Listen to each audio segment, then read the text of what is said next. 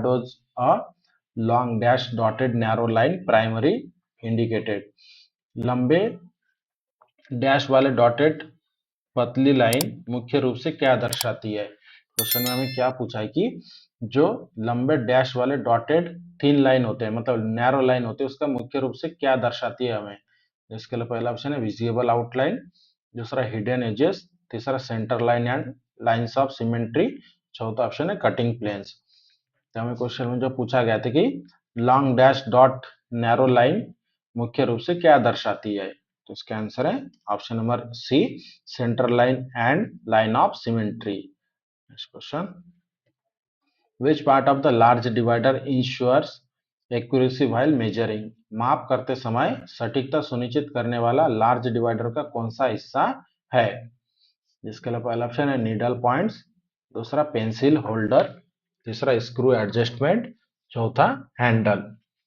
तो जो हमें क्वेश्चन में पूछा गया था कि माप करते समय मतलब माप लेते समय सटीकता सुनिश्चित करने वाला लार्ज डिवाइडर का कौन सा हिस्सा है, तो इसका आंसर है option number C, screw adjustment. Next question, what is the dimension in technical drawing? Technical drawing में डायमेंशंस क्या होता है?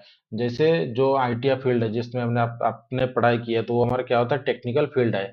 तो टेक्निकल फील्ड में जो इंजीनियरिंग ड्राइंग होते हैं उसमें डायमेंशंस का महत्व क्या होता है, कि डायमेंशंस हमें क्या दर्शाता है, जो हमें इस क्वेश्चन में पूछा है।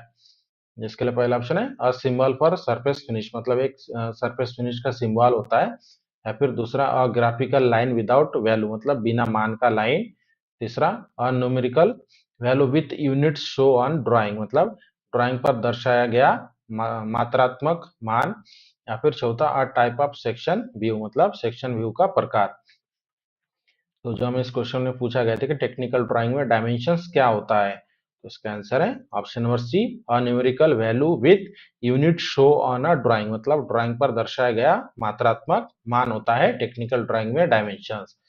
Question, which of the following is essential to the function of the component? निम्नलिखित में से कौन सा भाग के कार्य के लिए आवश्यक होता है? जिसके लिए पहला ऑप्शन है नॉन फंक्शनल डायमेंशन, दूसरा रेफरेंस डायमेंशंस, तीसरा एक्सिलरी डायमेंशंस, चौथा फंक्शनल डायमेंशंस। तो जो हमें इस क्वेश्चन में पूछा है कि निम्नलिखित में से कौन सा भाग के कार्य के लिए आवश्यक होता है, तो इसका आंसर है option number D, functional dimensions. Question, what types of dimension is used for information only not for manufacturing? कौन सा डायमेंशन केवल जानकारी के लिए होता है, प्रोडक्शन के लिए मतलब मैन्युफैक्चरिंग के लिए नहीं होता है? इसके लिए पहला ऑप्शन है फंक्शनल डायमेंशन, दूसरा नॉन फंक्शनल डायमेंशन, तीसरा रेफरेंस एक्सिलरी डायमेंशन, चौथा बेसिक्स डायमेंशन। तो जो क्वेश्चन में पूछा है कि कौन सा डायमेंशन केवल जानकारी के लिए होता है, मैन्युफैक्चरिंग के लिए नहीं होता है, तो इसका आंसर है option number C, reference auxiliary dimensions. The spring in drop spring bow instrument help to? Drop spring bow instrument में स्प्रिंग किस में मदद करता है? जो हमारा ड्रॉप स्प्रिंग बो इंस्ट्रूमेंट होता है उसमें जो स्प्रिंग लगा होता है वो हमें किस में मदद करता है, जो हमें इस क्वेश्चन में पूछा है। जिसके लिए पहला ऑप्शन है मेंटेन कांस्टेंट प्रेशर, मतलब निरंतर दबाव बनाए रखने में मदद करता है। दूसरा इरेज लाइंस इजीली, मतलब लाइन आसानी से मिटाने के लिए मदद करता है। तीसरा शार्पन पेंसिल ऑटोमेटिकली, मतलब पेंसिल को स्वतः शार्प करता है। या फिर चौथा मेजर एंगल एक्यूरेटली, मतलब एंगल को सही मापता है। तो जो हमें क्वेश्चन में पूछा गया था ड्रॉप स्प्रिंग बो इंस्ट्रूमेंट में स्प्रिंग किस में मदद करता है, तो इसका आंसर है option number A, maintain constant pressure, मतलब निरंतर प्रेशर को बनाए रखने में जो हमारा ड्रॉप स्प्रिंग बो इंस्ट्रूमेंट में स्प्रिंग लगा होता है वो हमें मदद करता है। Question, what is adjusted to change the span of a large divider? Large divider के फैलाव को बदलने के लिए क्या एडजस्ट किया जाता है? जिसके लिए पहला ऑप्शन है पेंसिल की लंबाई, दूसरा डिस्टेंस बिटवीन टू एजेस, मतलब दोनों एजेस के बीच की दूरी, दोनों लेग्स के बीच की दूरी, तीसरा प्रेशर अप्लाइड, मतलब प्रेशर लगाकर, या फिर चौथा स्केल ऑफ ड्राइंग, मतलब ड्राइंग का स्केल। तो हमें क्वेश्चन में जो पूछा गया था कि लार्ज डिवाइडर के फैलाव को बदलने के लिए क्या एडजस्ट किया जाता है, तो इसका आंसर है option number B, distance between the two legs, मतलब दोनों लेग्स के बीच की दूरी को एडजस्ट किया जाता है। Question, what feature distinguish a drop spring bow pencil from a regular pencil? Drop spring bow pencil को सामान्यतः पेंसिल से क्या अलग करता है? मतलब नॉर्मल पेंसिल और ड्रॉप स्प्रिंग बो पेंसिल के बीच में क्या डिफरेंसेस है, जो हमें इस क्वेश्चन में पूछा है। जिसके लिए पहला ऑप्शन है, it has a spring mechanism for smooth movement, मतलब इसमें स्मूथ मूवमेंट के लिए स्प्रिंग मैकेनिज्म होता है। दूसरा, it has an eraser attached, मतलब इसमें एक इरेजर जुड़ा होता है। तीसरा, it is thicker than regular pencil, मतलब यह सामान्य पेंसिल से मोटी होती है। या फिर चौथा, it can be used as a compass, मतलब इसे कंपास की तरह उपयोग किया जा सकता है। तो क्वेश्चन में जो पूछा गया था कि ड्रॉप स्प्रिंग बो पेंसिल को सामान्यतः पेंसिल से क्या अलग करता है, तो इसका आंसर है ऑप्शन नंबर ये, it has a spring mechanism for smooth movement, मतलब इसमें स्मूथ मूवमेंट के लिए एक स्प्रिंग मैकेनिज्म होता है। Question, which of the following is a 3D drawing tool used in CAD software? CAD software में उपयोग होने वाला 3D ड्राइंग टूल कौन सा है निम्नलिखित में से? इसके लिए पहला ऑप्शन एक्सट्रूड, दूसरा लाइन, तीसरा सर्कल, चौथा इरेजर। तो क्वेश्चन में जो पूछा है कि कैड सॉफ्टवेयर में उपयोग होने वाला 3D ड्राइंग टूल कौन सा है, तो इसका आंसर है option number A, extrude. Question, what is the use of the chamfer command in 3D CAD? 3D CAD में चैम्फर कमांड का उपयोग क्या होता है? इसके लिए पहला ऑप्शन क्रिएट होल, मतलब होल बनाना। दूसरा, मेजर लेंथ, मतलब लंबाई को मापना। तीसरा, remove sharp edges by bevelling, मतलब विवेलिंग करके शार्प एजेस को रिमूव करना। चौथा ऑप्शन है ज्वाइन टू ऑब्जेक्ट, मतलब दो वस्तुओं को जोड़ना। तो क्वेश्चन में जो पूछा गया था कि 3D कैड में चैम्फर कमांड का उपयोग क्या होता है, तो इसका आंसर है option number C, remove sharp edges by bevelling, मतलब एजेस को विवेल करके शार्पनेस को रिमूव करना। नॉर्मली हम चैम्फर किस लिए करते हैं, कोई भी जॉब के ऊपर जो जॉब का सामने वाला भाग होता है उसमें शार्पनेस आ जाता है, तो उसे मिटाने के लिए हम चैम्फरिंग करते हैं। नेक्स्ट क्वेश्चन, विच पेंसिल नीड्स फ्रीक्वेंट शार्पनिंग? किस पेंसिल को बार बार शार्प करना पड़ता है? इसके लिए पहला ऑप्शन है मैकेनिकल पेंसिल, दूसरा वुडन पेंसिल, तीसरा क्लच पेंसिल, चौथा डिजिटल पेंसिल। क्वेश्चन में जो पूछा गया था कि किस पेंसिल पेंसिल को बार बार शार्प करना पड़ता है, तो इसका आंसर है option number B, wooden pencil. Question, where is the right side view placed in first angle projection? First angle projection में राइट साइड व्यू कहाँ रखा जाता है? इसके लिए पहला ऑप्शन है to the right of the front view, मतलब फ्रंट व्यू के दाई ओर। दूसरा, to the left of the front view, मतलब फ्रंट व्यू के बाई ओर। तीसरा, बिलो द फ्रंट व्यू, मतलब फ्रंट व्यू के नीचे। या फिर चौथा, अबव द फ्रंट व्यू, मतलब फ्रंट व्यू के ऊपर। तो क्वेश्चन में क्या पूछा गया था कि फर्स्ट एंगल प्रोजेक्शन में राइट साइड व्यू कहाँ होता है? तो फर्स्ट एंगल और थर्ड एंगल प्रोजेक्शन में जो व्यूज होते हैं, मतलब साइड व्यू होते हैं, उसका पोजीशन चेंज होता है। जैसे फर्स्ट एंगल प्रोजेक्शन है, अगर कोई ऑब्जेक्ट का अगर राइट साइड व्यू है तो फर्स्ट एंगल प्रोजेक्शन में उसे लेफ्ट साइड में ड्रॉ करते हैं।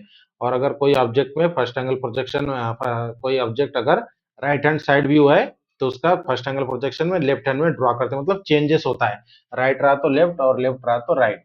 तो इस तरीके से जो हमें इस क्वेश्चन में पूछा था कि फर्स्ट एंगल प्रोजेक्शन में राइट साइड व्यू कहाँ रखा जाता है, तो फर्स्ट एंगल प्रोजेक्शन में right side view front side के to the left of the front view, मतलब फ्रंट व्यू के लेफ्ट साइड में रखा जाता है। Next question, the main component of pencil leads are? Pencil lead के मुख्य घटक क्या है? जिसके लिए पहला ऑप्शन है लीड एंड ग्रेफाइट, मतलब लीड और ग्रेफाइट। दूसरा, लीड और क्ले। तीसरा, क्ले और लीड। चौथा, वैक्स और ग्रेफाइट। तो हमें क्वेश्चन में जब पूछा है कि पेंसिल लीड के मुख्य घटक क्या है, पेंसिल जो लीड है, पेंसिल के जो लीड होते हैं वो कौन से मटेरियल से बने होते हैं, मेन घटक कौन से होते हैं उसमें, तो उसका आंसर है ऑप्शन नंबर बी, ग्रेफाइट और क्ले, मतलब मिट्टी। ग्रेफाइट और मिट्टी इसका मुख्य घटक होते हैं पेंसिल के लीड के। Question, softer pencil give which types of line? Soft pencil किस प्रकार की लाइन देती है? इसके लिए पहला ऑप्शन थिन एंड लाइट, मतलब पतली और हल्की। दूसरा, थिक एंड डार्क, मतलब मोटी और गहरी। तीसरा, इनविजिबल। और चौथा, ब्रोकन। तो क्वेश्चन में जो पूछा है कि सॉफ्ट पेंसिल किस प्रकार की लाइन प्रदान करती है, तो इसका आंसर है option number B, thick and dark, मतलब मोटी और गहरी लाइन देती है soft pencil. Question, what is the main material used in pencil lead? Pencil की लीड में मुख्य रूप से कौन सा मटेरियल उपयोग होता है? जिसके लिए पहला ऑप्शन है कोल मतलब कोयला, दूसरा ग्रेफाइट, तीसरा आयरन, चौथा लीड। तो क्वेश्चन में जो पूछा गया था कि पेंसिल की लीड में मुख्य रूप से कौन सा मटेरियल होता है, तो इसका आंसर है ऑप्शन नंबर बी ग्रेफाइट होता है। Question, an object placed in the fourth quadrant is situated. में एक रखा वस्तु फोर्थ चतुर्थ क्षेत्र में रखा वस्तु स्थित होता है, मतलब फोर्थ क्वाड्रेंट में रखा वस्तु कौन से स्थिति में होता है, जो हमें इस क्वेश्चन में पूछा है। इसके लिए पहला ऑप्शन है above the HP and in front of the VP, मतलब जो हॉरिजॉन्टल प्लेन के ऊपर और वर्टिकल प्लेन के सामने होता है। दूसरा below the HP and behind the VP, horizontal plane के नीचे और वर्टिकल प्लेन के पीछे।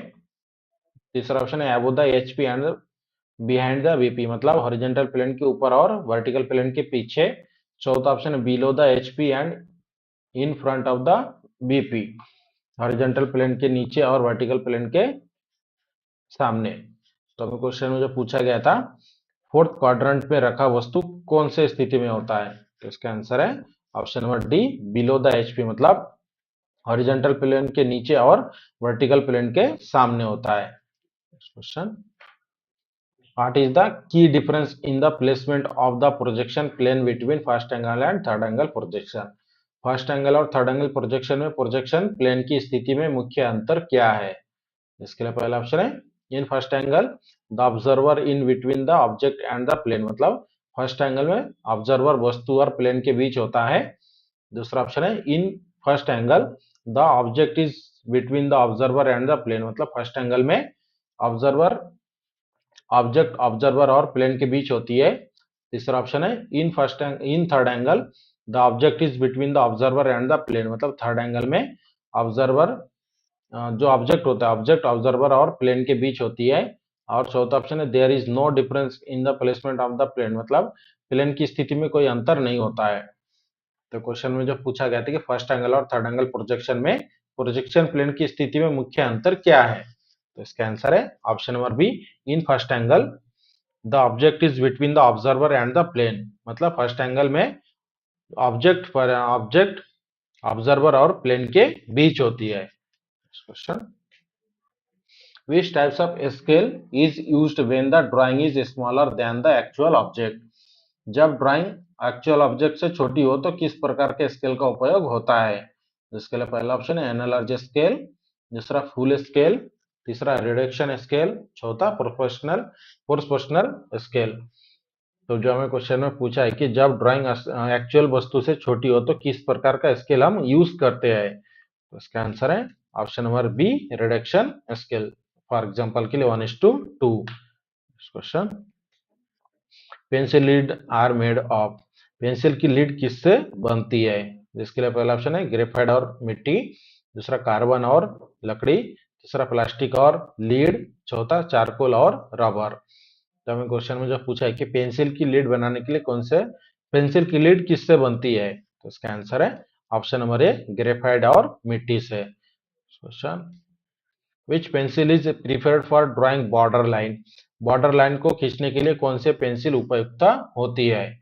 इसके लिए पहला ऑप्शन है HB मीडियम ग्रेड के, दूसरा 2H हार्ड ग्रेड के, तीसरा 2B डार्क सॉफ्ट और चौथा 5H वेरी हार्ड। तो हमें क्वेश्चन में जो पूछा है कि बॉर्डर लाइन खींचने के लिए कौन से पेंसिल उपयुक्त होते हैं, तो इसका आंसर है ऑप्शन नंबर सी 2H जो डार्क और सॉफ्ट होते हैं। Question, a regular tetrahedron is placed on a horizontal plane on of its base. The front view, top view and side view gives a रिक्त स्थान। एक नियमित टेट्राड्रॉन मतलब क्या होता है कि चार त्रिभुज वाला सॉलिड होता है जिसे कहा जाता है टेट्रोड्रॉन अपने बेस पर हॉरिजॉन्टल प्लेन पर रखा गया है तो फ्रंट टॉप और साइड व्यू क्या दिखाई देगा? जिसके लिए पहला ऑप्शन है स्क्वायर, दूसरा हेक्सागन, तीसरा ट्राइंगल, चौथा रेक्टेंगल। तो क्वेश्चन में जो पूछा गया था कि एक नियमित टेट्रोड्रॉन चार त्रिभुज वाला सॉलिड अपने बेस पर हॉरिजॉन्टल प्लेन पर रखा गया है तो उसका फ्रंट व्यू, टॉप व्यू और साइड व्यू क्या दिखाई देगा? तो इसका आंसर है ऑप्शन नंबर सी, ट्रायंगुलर दिखाई देगा। Next question, in sectional view hidden lines are, sectional view में छिपी हुई लाइन को कैसे दिखाया जाता है? तो इसके लिए पहला ऑप्शन है ऑलवेज शो, मतलब हमेशा दिखाई जाती है। दूसरा, remove in the section area, मतलब कटे हुए भाग में हटा दी जाती है। तीसरा, डबल्ड मतलब दोहरी कर दी जाती है। चौथा, बोर्डर मेड बोल्डर मतलब और मोटी कर दी जाती है। तो क्वेश्चन में जो पूछा गया था कि सेक्शनल व्यू में छिपी हुई रेखाओं को कैसे दिखाया जाता है, तो इसका आंसर है option number B, remove in the sectional area, मतलब कटे हुए भाग में हटा दी जाती है। Question, which view help understand how to disassemble a machine, कौन सा व्यू मशीन को अलग करने का तरीका समझने में मदद करता है? इसके लिए पहला ऑप्शन है सेक्शनल व्यू, दूसरा टॉप व्यू, तीसरा एक्सप्लोडेड व्यू, चौथा फ्रंट व्यू। तो हमें क्वेश्चन में जो पूछा गया है कि कौन सा भी मशीन को अलग करने का तरीका समझने में मदद करता है, तो उसके आंसर है option number C, exploded view. Question, in which projection the object is imagine to be placed in the third quadrant, किस प्रोजेक्शन में वस्तु को तीसरे क्वाड्रेंट में कल्पना की जाती है? इसके लिए पहला ऑप्शन है फर्स्ट एंगल प्रोजेक्शन, दूसरा सेकंड एंगल प्रोजेक्शन, तीसरा थर्ड एंगल प्रोजेक्शन, चौथा फोर्थ एंगल प्रोजेक्शन। तो हमें क्वेश्चन में जो पूछा गया था, किस प्रोजेक्शन में वस्तु को तीसरे क्वाड्रेंट मतलब थर्ड क्वाड्रेंट में कल्पना की जाती है, तो इसका आंसर है option number C, third angle projection में। Question, which drawing show all parts in their working position, कौन सी ड्राइंग सभी भागों को अपने कार्यशील स्थिति में दिखाती है? इसके लिए पहला ऑप्शन है पार्ट ड्राइंग, दूसरा असेंबली ड्राइंग, तीसरा सेक्शनल व्यू, चौथा एक्सप्लोडेड व्यू। तो हमें क्वेश्चन में जो पूछा है कि कौन सी ड्राइंग सभी भागों को आप उनके कार्यशील स्थिति में दिखाती है, तो इसका आंसर है option number B, assembly drawing में। Question, the symbol for first angle projection is standardize by, first angle projection का सिंबल किसके द्वारा स्टैंडर्डाइज किया गया है? इसके लिए पहला ऑप्शन है आईएसओ द्वारा, दूसरा बीआईएस के द्वारा, तीसरा एएसएमई के द्वारा, चौथा डीआईएन के द्वारा। तो क्वेश्चन में जो पूछा गया है कि फर्स्ट एंगल प्रोजेक्शन का जो सिंबल होता है वो सिंबल किसके द्वारा स्टैंडर्डाइज स्टैंडर्ड स्टैंडर्डाइज किया गया होता है, तो इसका आंसर है ऑप्शन नंबर ए, आईएसओ के द्वारा। Question, what is the angle between the horizontal and vertical plane in orthographic projection, orthographic projection में हॉरिजॉन्टल और वर्टिकल प्लेन के बीच का एंगल कितना होता है? इसके लिए पहला ऑप्शन है 30 डिग्री, दूसरा 60 डिग्री, तीसरा 90 डिग्री, चौथा 120 डिग्री। तो क्वेश्चन में जो पूछा है कि ऑर्थोग्राफिक प्रोजेक्शन में हॉरिजॉन्टल और वर्टिकल प्लेन के बीच का एंगल कितना होता है, तो इसका आंसर है option number C, 90 degree. Next question, a plate of negligible thickness of circular shape is placed parallel to horizontal plane, the front view will be रिक्त स्थान, एक बहुत पतली गोलाकार प्लेट हॉरिजॉन्टल प्लेन के समांतर रखी है तो फ्रंट व्यू क्या होगा? जिसके लिए पहला ऑप्शन है लाइन, दूसरा सर्कल, तीसरा रेक्टेंगल, चौथा इलिप्स। तो हमें क्वेश्चन में जो पूछा है कि एक बहुत पतली गोलाकार प्लेट हॉरिजॉन्टल प्लेन के समांतर रखी है तो उसका फ्रंट व्यू क्या होगा? इसका आंसर है ऑप्शन नंबर ए, लाइन, मतलब एक लाइन के जैसे दिखाई देगा फ्रंट व्यू से। Next question, in the precedence of line which line types take priority and should be show over all other line, रेखाओं की प्राथमिकता में कौन सी लाइन अन्य सभी लाइनों पर प्राथमिकता रखती है और दिखानी चाहिए? इसके लिए पहला ऑप्शन है सेंटर लाइन, दूसरा हिडन लाइन, तीसरा विजिबल लाइन, चौथा कटिंग प्लेन लाइन। तो हमें क्वेश्चन में क्या पूछा है कि रेखाओं की प्राथमिकता में कौन सी लाइन अन्य सभी लाइनों पर प्राथमिकता रखती है और दिखानी चाहिए, तो इसका आंसर है option number C, visible line. Question, a regular cone is placed on horizontal plane on its base, the top view is रिक्त स्थान। तो हमें क्वेश्चन में क्या पूछा है कि एक नियमित रेगुलर कोन अपने बेस पर हॉरिजॉन्टल प्लेन पर रखा गया है तो उसका टॉप व्यू कैसे दिखाई देगा? इसके लिए पहला ऑप्शन है सर्कल दिखाई देगा, मतलब गोलाकार में दिखाई देगा, या फिर रेक्टेंगुलर दिखाई देगा, या फिर स्क्वायर शेप में दिखाई देगा, या फिर चौथा ट्रायंगल दिखाई देगा। तो हमें क्वेश्चन में जो पूछा गया था कि एक नियमित कोन अपने बेस पर हॉरिजॉन्टल प्लेन पर रखा है तो उसका टॉप व्यू क्या होगा? तो इसका आंसर है ऑप्शन नंबर ए सर्कल, मतलब गोलाकार में दिखाई देगा। क्वेश्चन है one which plane is the front view of an object show.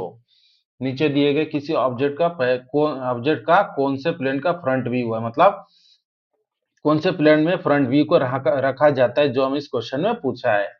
तो इसके लिए पहला ऑप्शन है प्रोफाइल प्लेन में, दूसरा वर्टिकल प्लेन में, तीसरा हॉरिजॉन्टल प्लेन में, या फिर चौथा पैरेलल प्लेन में। तो जो हमें इस क्वेश्चन में पूछा गया है कि नीचे दिए गए ऑब्जेक्ट का कौन से प्लेन का फ्रंट व्यू है, तो इसका आंसर है option number B vertical plane. Vertical plane में जो हमारा फ्रंट व्यू होता है, फ्रंट व्यू को रखा जाता है। Next question, from which of the following angles the pair of orthographic views are visible to both the height dimensions. निम्नलिखित में से किस एंगल से ऑर्थोग्राफिक व्यूज के दोनों जोड़े दोनों ऊंचाई मतलब हाइट डायमेंशन को दिखाई देते हैं। जिसके लिए पहला option on off the left side and the lead, मतलब क्वेश्चन में क्या पूछा है कि जब हम ऑर्थोग्राफिक ड्राइंग को ड्रॉ करते हैं तो इनमें से कौन सा व्यू है जिसमें हम दोनों डायमेंशन जिसमें हम हाइट को देख सकते हैं। इसके लिए पहला ऑप्शन था on the left side and the lead, दूसरा ऑप्शन है टॉप एंड अगेंस्ट, तीसरा टॉप एंड प्रीवियस, चौथा base and height right side. तो जो हमें क्वेश्चन में पूछा है कि निम्नलिखित में से किस एंगल से ऑर्थोग्राफिक व्यूज के जोड़े दोनों ऊंचाई डायमेंशन को दिखाई देते हैं, तो इसका आंसर है option number A on the left side and the lead. Question, the view of the vertical plane of the object is called. वस्तु के वर्टिकल प्लेन का व्यू क्या कहलाता है। जिसके लिए पहला ऑप्शन है टॉप व्यू, दूसरा फ्रंट व्यू, तीसरा साइड व्यू, चौथा एक्सिलरी व्यू। तो जो हमें क्वेश्चन में पूछा है कि वस्तु के वर्टिकल प्लेन का व्यू क्या कहलाता है, तो इसका आंसर है option number B front view. Next question, the view of the horizontal plane of the object is called. Object के हॉरिजॉन्टल प्लेन का व्यू क्या कहलाता है। जिसके लिए पहला ऑप्शन है टॉप व्यू, दूसरा फ्रंट व्यू, तीसरा साइड व्यू, चौथा एक्सिलरी व्यू। तो जो हमें क्वेश्चन में पूछा है कि ऑब्जेक्ट के हॉरिजॉन्टल प्लेन का व्यू क्या कहलाता है, तो इसका आंसर है option number A top view. Next question, the view of the auxiliary vertical plane is called. Vertical auxiliary vertical plane का व्यू क्या कहलाता है। जिसके लिए पहला ऑप्शन है टॉप व्यू, दूसरा फ्रंट व्यू, तीसरा साइड व्यू, चौथा एक्सिलरी व्यू। तो जो हमें क्वेश्चन में पूछा गया था कि सहायक वर्टिकल प्लेन मतलब एक्सिलरी वर्टिकल प्लेन का व्यू क्या कहलाता है, तो इसका आंसर है option number D auxiliary view मतलब सहायक view. Next question, the projection of an object visible from all three angle is known as रिक्त स्थान। तीनों एंगल से दिखाई देने वाली वस्तु के प्रोजेक्शन को क्या कहते हैं। जिसके लिए पहला ऑप्शन पर्सपेक्टिव व्यू, दूसरा कम्युनिटी, तीसरा ओपिनियन, चौथा ऑर्थोग्राफिक। तो जो हमें क्वेश्चन में पूछा है कि तीनों एंगल से दिखाई देने वाले वस्तु के प्रोजेक्शन को क्या कहते हैं, तो इसका आंसर है option number D orthographic. Next question, in which projection the object is placed below the horizontal plane behind the vertical plane. किस प्रोजेक्शन में ऑब्जेक्ट को वर्टिकल प्लेन के पीछे और हॉरिजॉन्टल प्लेन के नीचे रखा जाता है। जिसके लिए पहला ऑप्शन है फर्स्ट एंगल प्रोजेक्शन, दूसरा सेकंड एंगल प्रोजेक्शन, तीसरा थर्ड एंगल प्रोजेक्शन, चौथा फोर्थ एंगल प्रोजेक्शन। तो जो हमें क्वेश्चन में पूछा है कि किस प्रोजेक्शन में ऑब्जेक्ट को वर्टिकल प्लेन के पीछे और हॉरिजॉन्टल प्लेन के नीचे रखा जाता है, तो इसका आंसर है option number C third angle projection में। Next question, the dimensioning leader is रिक्त स्थान। डायमेंशनिंग लीडर है रिक्त स्थान, मतलब डायमेंशनिंग लीडर क्या है। जिसके लिए पहला ऑप्शन है वर्टिकल, दूसरा हॉरिजॉन्टल, तीसरा with a convenient angle 30 degree, चौथा कर्व। तो हमें क्वेश्चन में क्या पूछा है कि डायमेंशनिंग लीडर क्या है। डायमेंशनिंग लीडर मतलब जो हम डायमेंशनिंग लाइन को ड्रॉ करते हैं उसे उसके उस लाइन के बारे में हमें इस क्वेश्चन को पूछा गया है। तो इसका आंसर है option number C with a convenient angle 30 degree, मतलब एक सुविधाजनक एंगल के साथ 30 डिग्री में। मतलब जो हम फॉर एग्जांपल के लिए मान लीजिए कि हम एक एसोमेट्रिक डायग्राम को ड्रॉ किया। उसके बाद जब हम डायमेंशन लाइन ड्रॉ करते हैं तो एसोमेट्रिक डायग्राम की लाइन जो होती है वो होती है 30 डिग्री में, तो उसी के साथ पैरेलल में हम 30 डिग्री में डायमेंशन लाइन को ड्रॉ करते हैं। Next question, what are the different types of line used to depict centroidal line, centroidal line. Question में क्या पूछा है कि सेंट्रोडाइल लाइनों को चित्रित करने के लिए विभिन्न प्रकार की लाइनें कौन सी है। इसके लिए पहला ऑप्शन है चेन थिक लाइन, दूसरा डैश थिक लाइन, तीसरा कंटिन्यूअस थिन लाइन, चौथा chain thin double dash. Question में क्या पूछा है कि अगर हम इस क्वेश्चन को शॉर्टकट में पूछे, मतलब इसमें आपको थोड़ा सा कंफ्यूजन हो रहा है, तो अगर इसको अगर शॉर्टकट में हम पूछे कि सेंटर लाइन को किस तरीके से चित्रित किया जाता है, तो इसका जो सही आंसर है option number D, chain thin double dash line से सेंटर लाइन को चित्रित किया जाता है। Question, the inclination of the letter as per the recommendation of BIS will be रिक्त स्थान। BIS के रिकमेंडेशन के अनुसार जो हमारा लेटर होता है, लेटर का झुकाव होगा, मतलब लेटर का एंगल कितना होगा, कितने एंगल में हो, मतलब कितने इंक्लिनेशन में वो लेटर्स होते हैं BIS के अनुसार। जिसके लिए पहला ऑप्शन है 75 डिग्री, दूसरा 70 डिग्री, तीसरा 65 डिग्री, चौथा 60 डिग्री। तो जो हमें इस क्वेश्चन में पूछा है कि BIS के सिफारिश के अनुसार पत्रों का झुकाव क्या होगा, मतलब लेटर्स का झुकाव क्या होगा, तो इसका आंसर है option number A 75 degree. Next question, tetrahedron has a total रिक्त स्थान नंबर ऑफ एजेस। टेट्राड्रॉन में कुल रिक्त स्थान किनारे की संख्या होती है, मतलब जो टेट्राड्रॉन होते हैं, टेट्राड्रॉन में कुल टोटल कितने एजेस होते हैं, जो हमें इस क्वेश्चन में पूछा है। तो इसके लिए पहला ऑप्शन है 4, दूसरा ऑप्शन है 6, तीसरा ऑप्शन है 8, चौथा ऑप्शन है 12। तो जो हमें क्वेश्चन में पूछा गया था कि टेट्राहेड्रॉन में कुल कितने किनारे होते हैं, तो इसका आंसर है ऑप्शन नंबर बी, 6 किनारे होते हैं। Question, solids having 4 equilateral triangular faces are called, रिक्त स्थान। 4 समबाहु त्रिकोणीय चेहरों मतलब फेसेस वाले सॉलिड को क्या कहा जाता है। जिसके लिए पहला ऑप्शन है सिलेंडर, दूसरा प्रिज्म, तीसरा पिरामिड, चौथा टेट्राड्रॉन। तो हमें जो क्वेश्चन में पूछा है कि 4 समबाहु त्रिकोणीय फेस वाले सॉलिड को क्या कहा जाता है, तो इसका आंसर है option number D, tetrahedron. Question, when a right angle triangle is rotated by its base, what shape is generated। जब एक समकोण ट्रायंगल को उसके बेस से घुमाया जाता है तो कौन सा आकार उत्पन्न होता है। जिसके लिए पहला ऑप्शन है टेट्राहेड्रॉन, दूसरा कोन, तीसरा स्फीयर, चौथा सिलेंडर। तो जैसे हमें इस क्वेश्चन में पूछा है कि जब एक समकोण राइट एंगल ट्रायंगल को उसके बेस से घुमाया जाता है तो उसका कौन सा आकार उत्पन्न होता है, इसका आंसर है option number B, cone. Next question,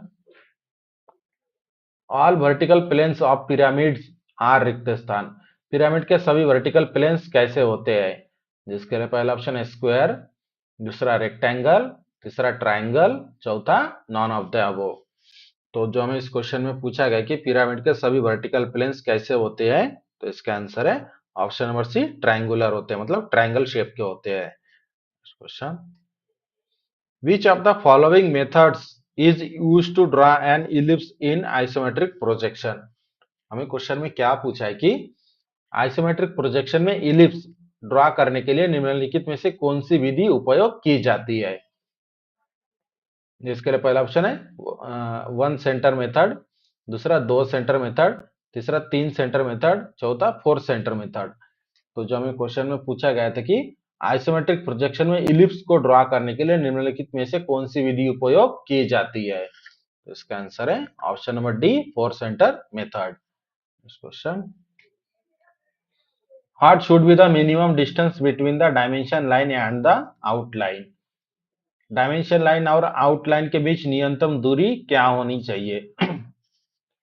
question में क्या पूछा है कि जो हम ऑब्जेक्ट को ड्रॉ करते हैं, ऑब्जेक्ट को ड्रॉ करने के बाद जब हम उसके नीचे डायमेंशंस को ड्रॉ करते हैं तो आउटलाइन, उस ऑब्जेक्ट का आउटलाइन और डायमेंशन लाइन के बीच में कितना डिस्टेंस होना चाहिए मिनिमम, जिसके लिए पहला ऑप्शन है 3 मिलीमीटर, दूसरा 6 मिलीमीटर, तीसरा 10 मिलीमीटर, चौथा 12 millimetre.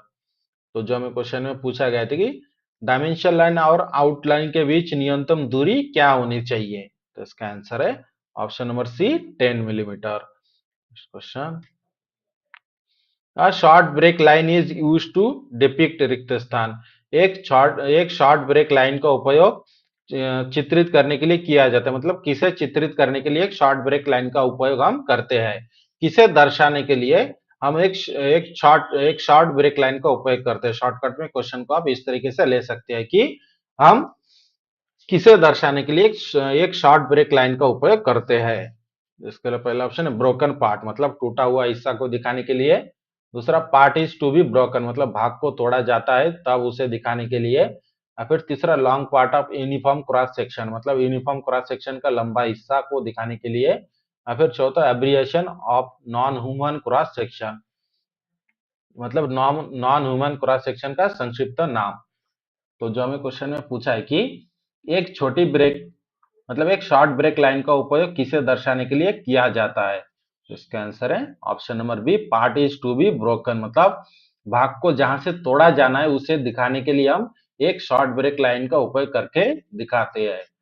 Question, the shortest distance from the point to B plane is seen in which view. Question में क्या पूछा है कि पॉइंट से प्लेन तक की सबसे छोटी दूरी किस व्यू में देखी जाती है, जिसके लिए पहला ऑप्शन है फ्रंट व्यू, दूसरा टॉप व्यू, तीसरा साइड व्यू, चौथा ऑल ऑफ द अबव, मतलब तीनों में। तो जो हमें क्वेश्चन में पूछा गया था कि पॉइंट से प्लेन तक की सबसे छोटी दूरी किस व्यू में देखी जाती है, तो इसका आंसर है option number A, front view में। क्वेश्चन, और compare to the actual diameter the isometric diameter of a sphere is रिक्त स्थान। एक वास्तविक डायमीटर की तुलना में एक गोले को आइसोमेट्रिक व्यास, मतलब आइसोमेट्रिक डायमीटर रिक्त स्थान है। इसके लिए पहला ऑप्शन है बिग, मतलब बड़ा, दूसरा स्मॉल, मतलब छोटा, तीसरा इक्वल, मतलब बराबर, चौथा नॉन ऑफ दिस।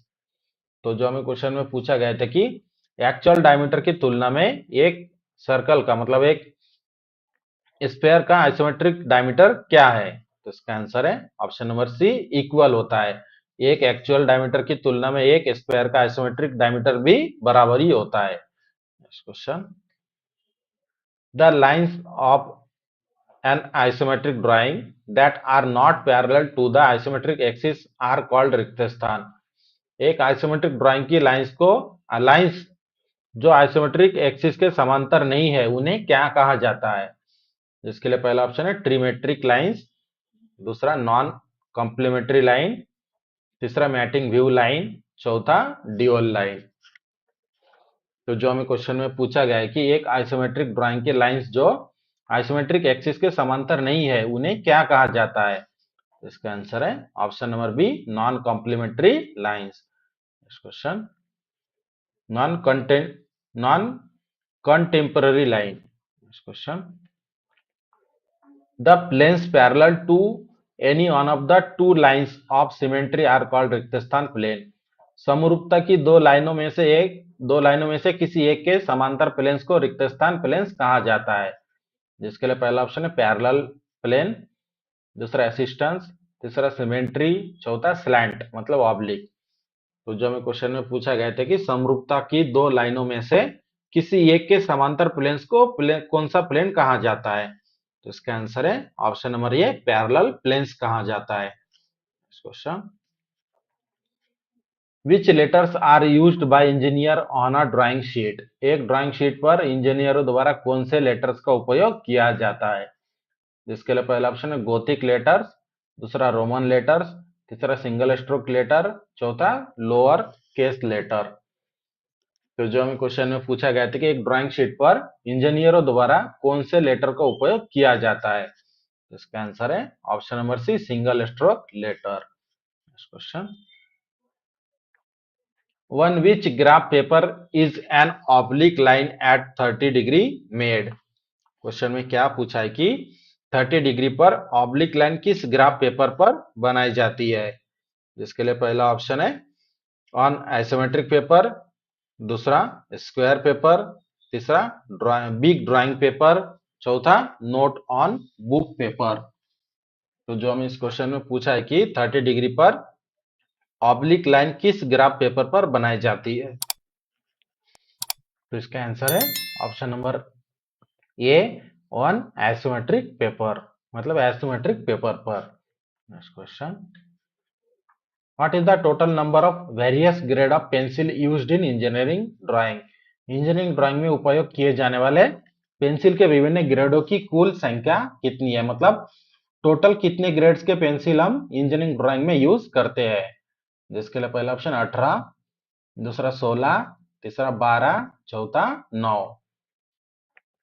तो जो हमें क्वेश्चन में पूछा है इंजीनियरिंग ड्राइंग में उपयोग किए जाने वाले पेंसिल के विभिन्न ग्रेड की संख्या कितना है, तो इसका आंसर है ऑप्शन नंबर ए 18। टोटल इंजीनियरिंग ड्राइंग में उपयोग किए जाने वाले पेंसिल के विभिन्न ग्रेडों की संख्या कितनी होती है? 18।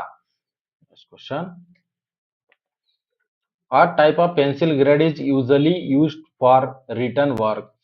लिखित कार्य मतलब रिटर्न वर्क के लिए आमतौर पर किस प्रकार की पेंसिल का उपयोग किया जाता है? जिसके लिए पहला ऑप्शन है 7H, दूसरा 6B, तीसरा 3H, चौथा H। तो जो हमें क्वेश्चन में पूछा गया है कि लिखित कार्य के लिए आमतौर पर किस प्रकार की पेंसिल का उपयोग किया जाता है, तो इसका आंसर है option number C 3H grade के पेंसिल का उपयोग किया जाता है आमतौर पर रिटर्न वर्क के लिए। Question, the executive corps of the drawing board is checked by रिक्त स्थान। ड्राइंग बोर्ड के कार्यकारी कोर की जांच की जाती है किसके सहायता से? जिसके लिए पहला ऑप्शन है कंपास, दूसरा टी स्क्वायर, तीसरा सेट स्क्वायर और चौथा ऑप्शन है स्केल। तो जो हमें इस क्वेश्चन में पूछा है कि द ड्राइंग बोर्ड के कार्यकारी कोर की जांच किसके सहायता से की जाती है, तो इसका आंसर है option number B T square के सहायता से।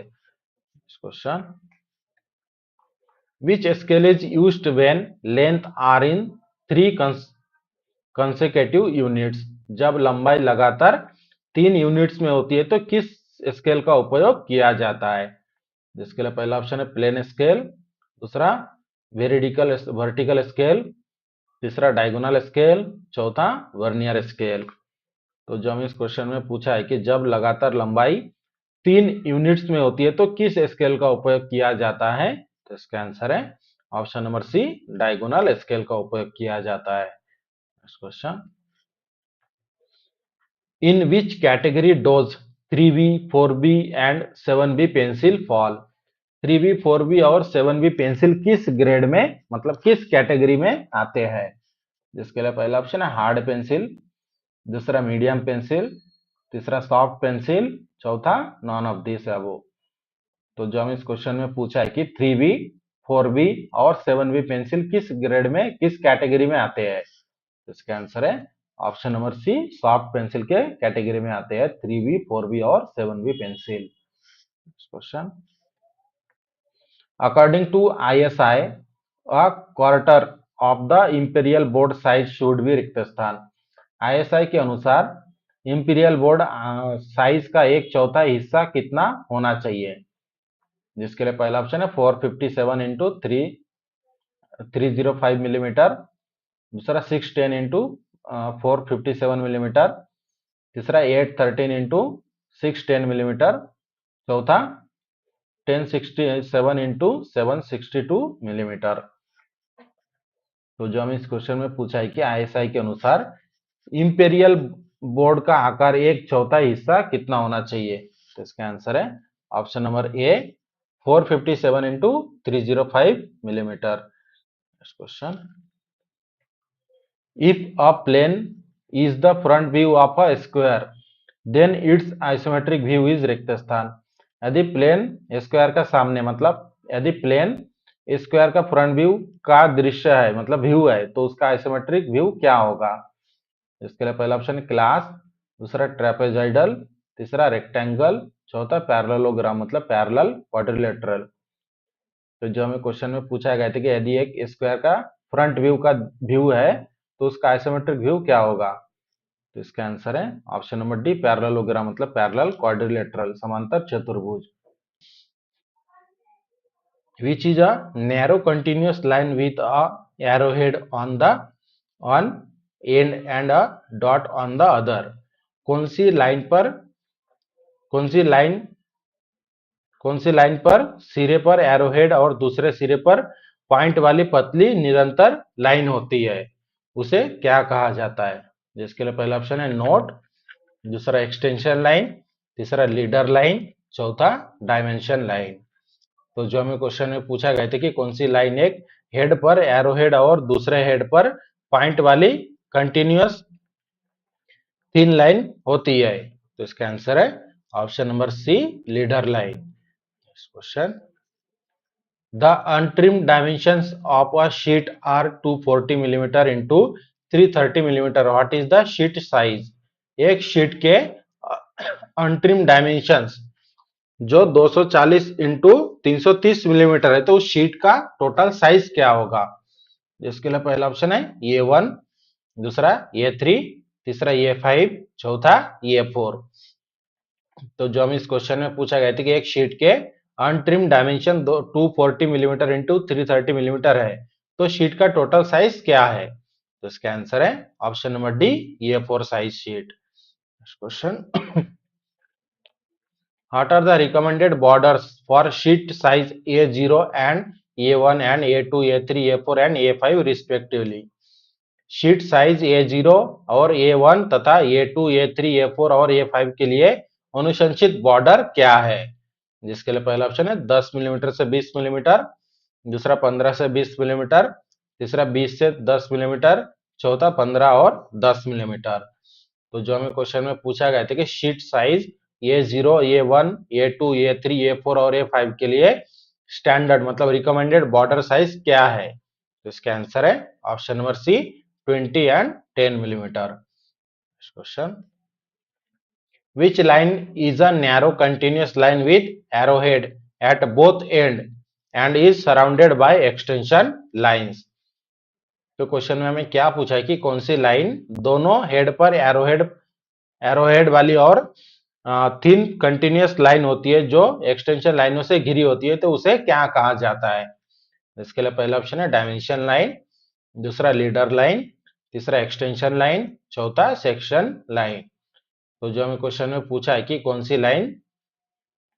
सी लाइन के दोनों हेड पर एरोहेड वाली थिन कंटिन्यूअस लाइन होती है जो एक्सटेंशन लाइनों से घिरी होती है, तो इसका आंसर है option number A, dimension line. Question, what is the name of the thin continuous line draw about 1 millimeter away from the outline and surrounding the dimension line? Outline से लगभग 1 मिलीमीटर दूर खींची जाने वाली थिन कंटिन्यूअस लाइन का नाम क्या है?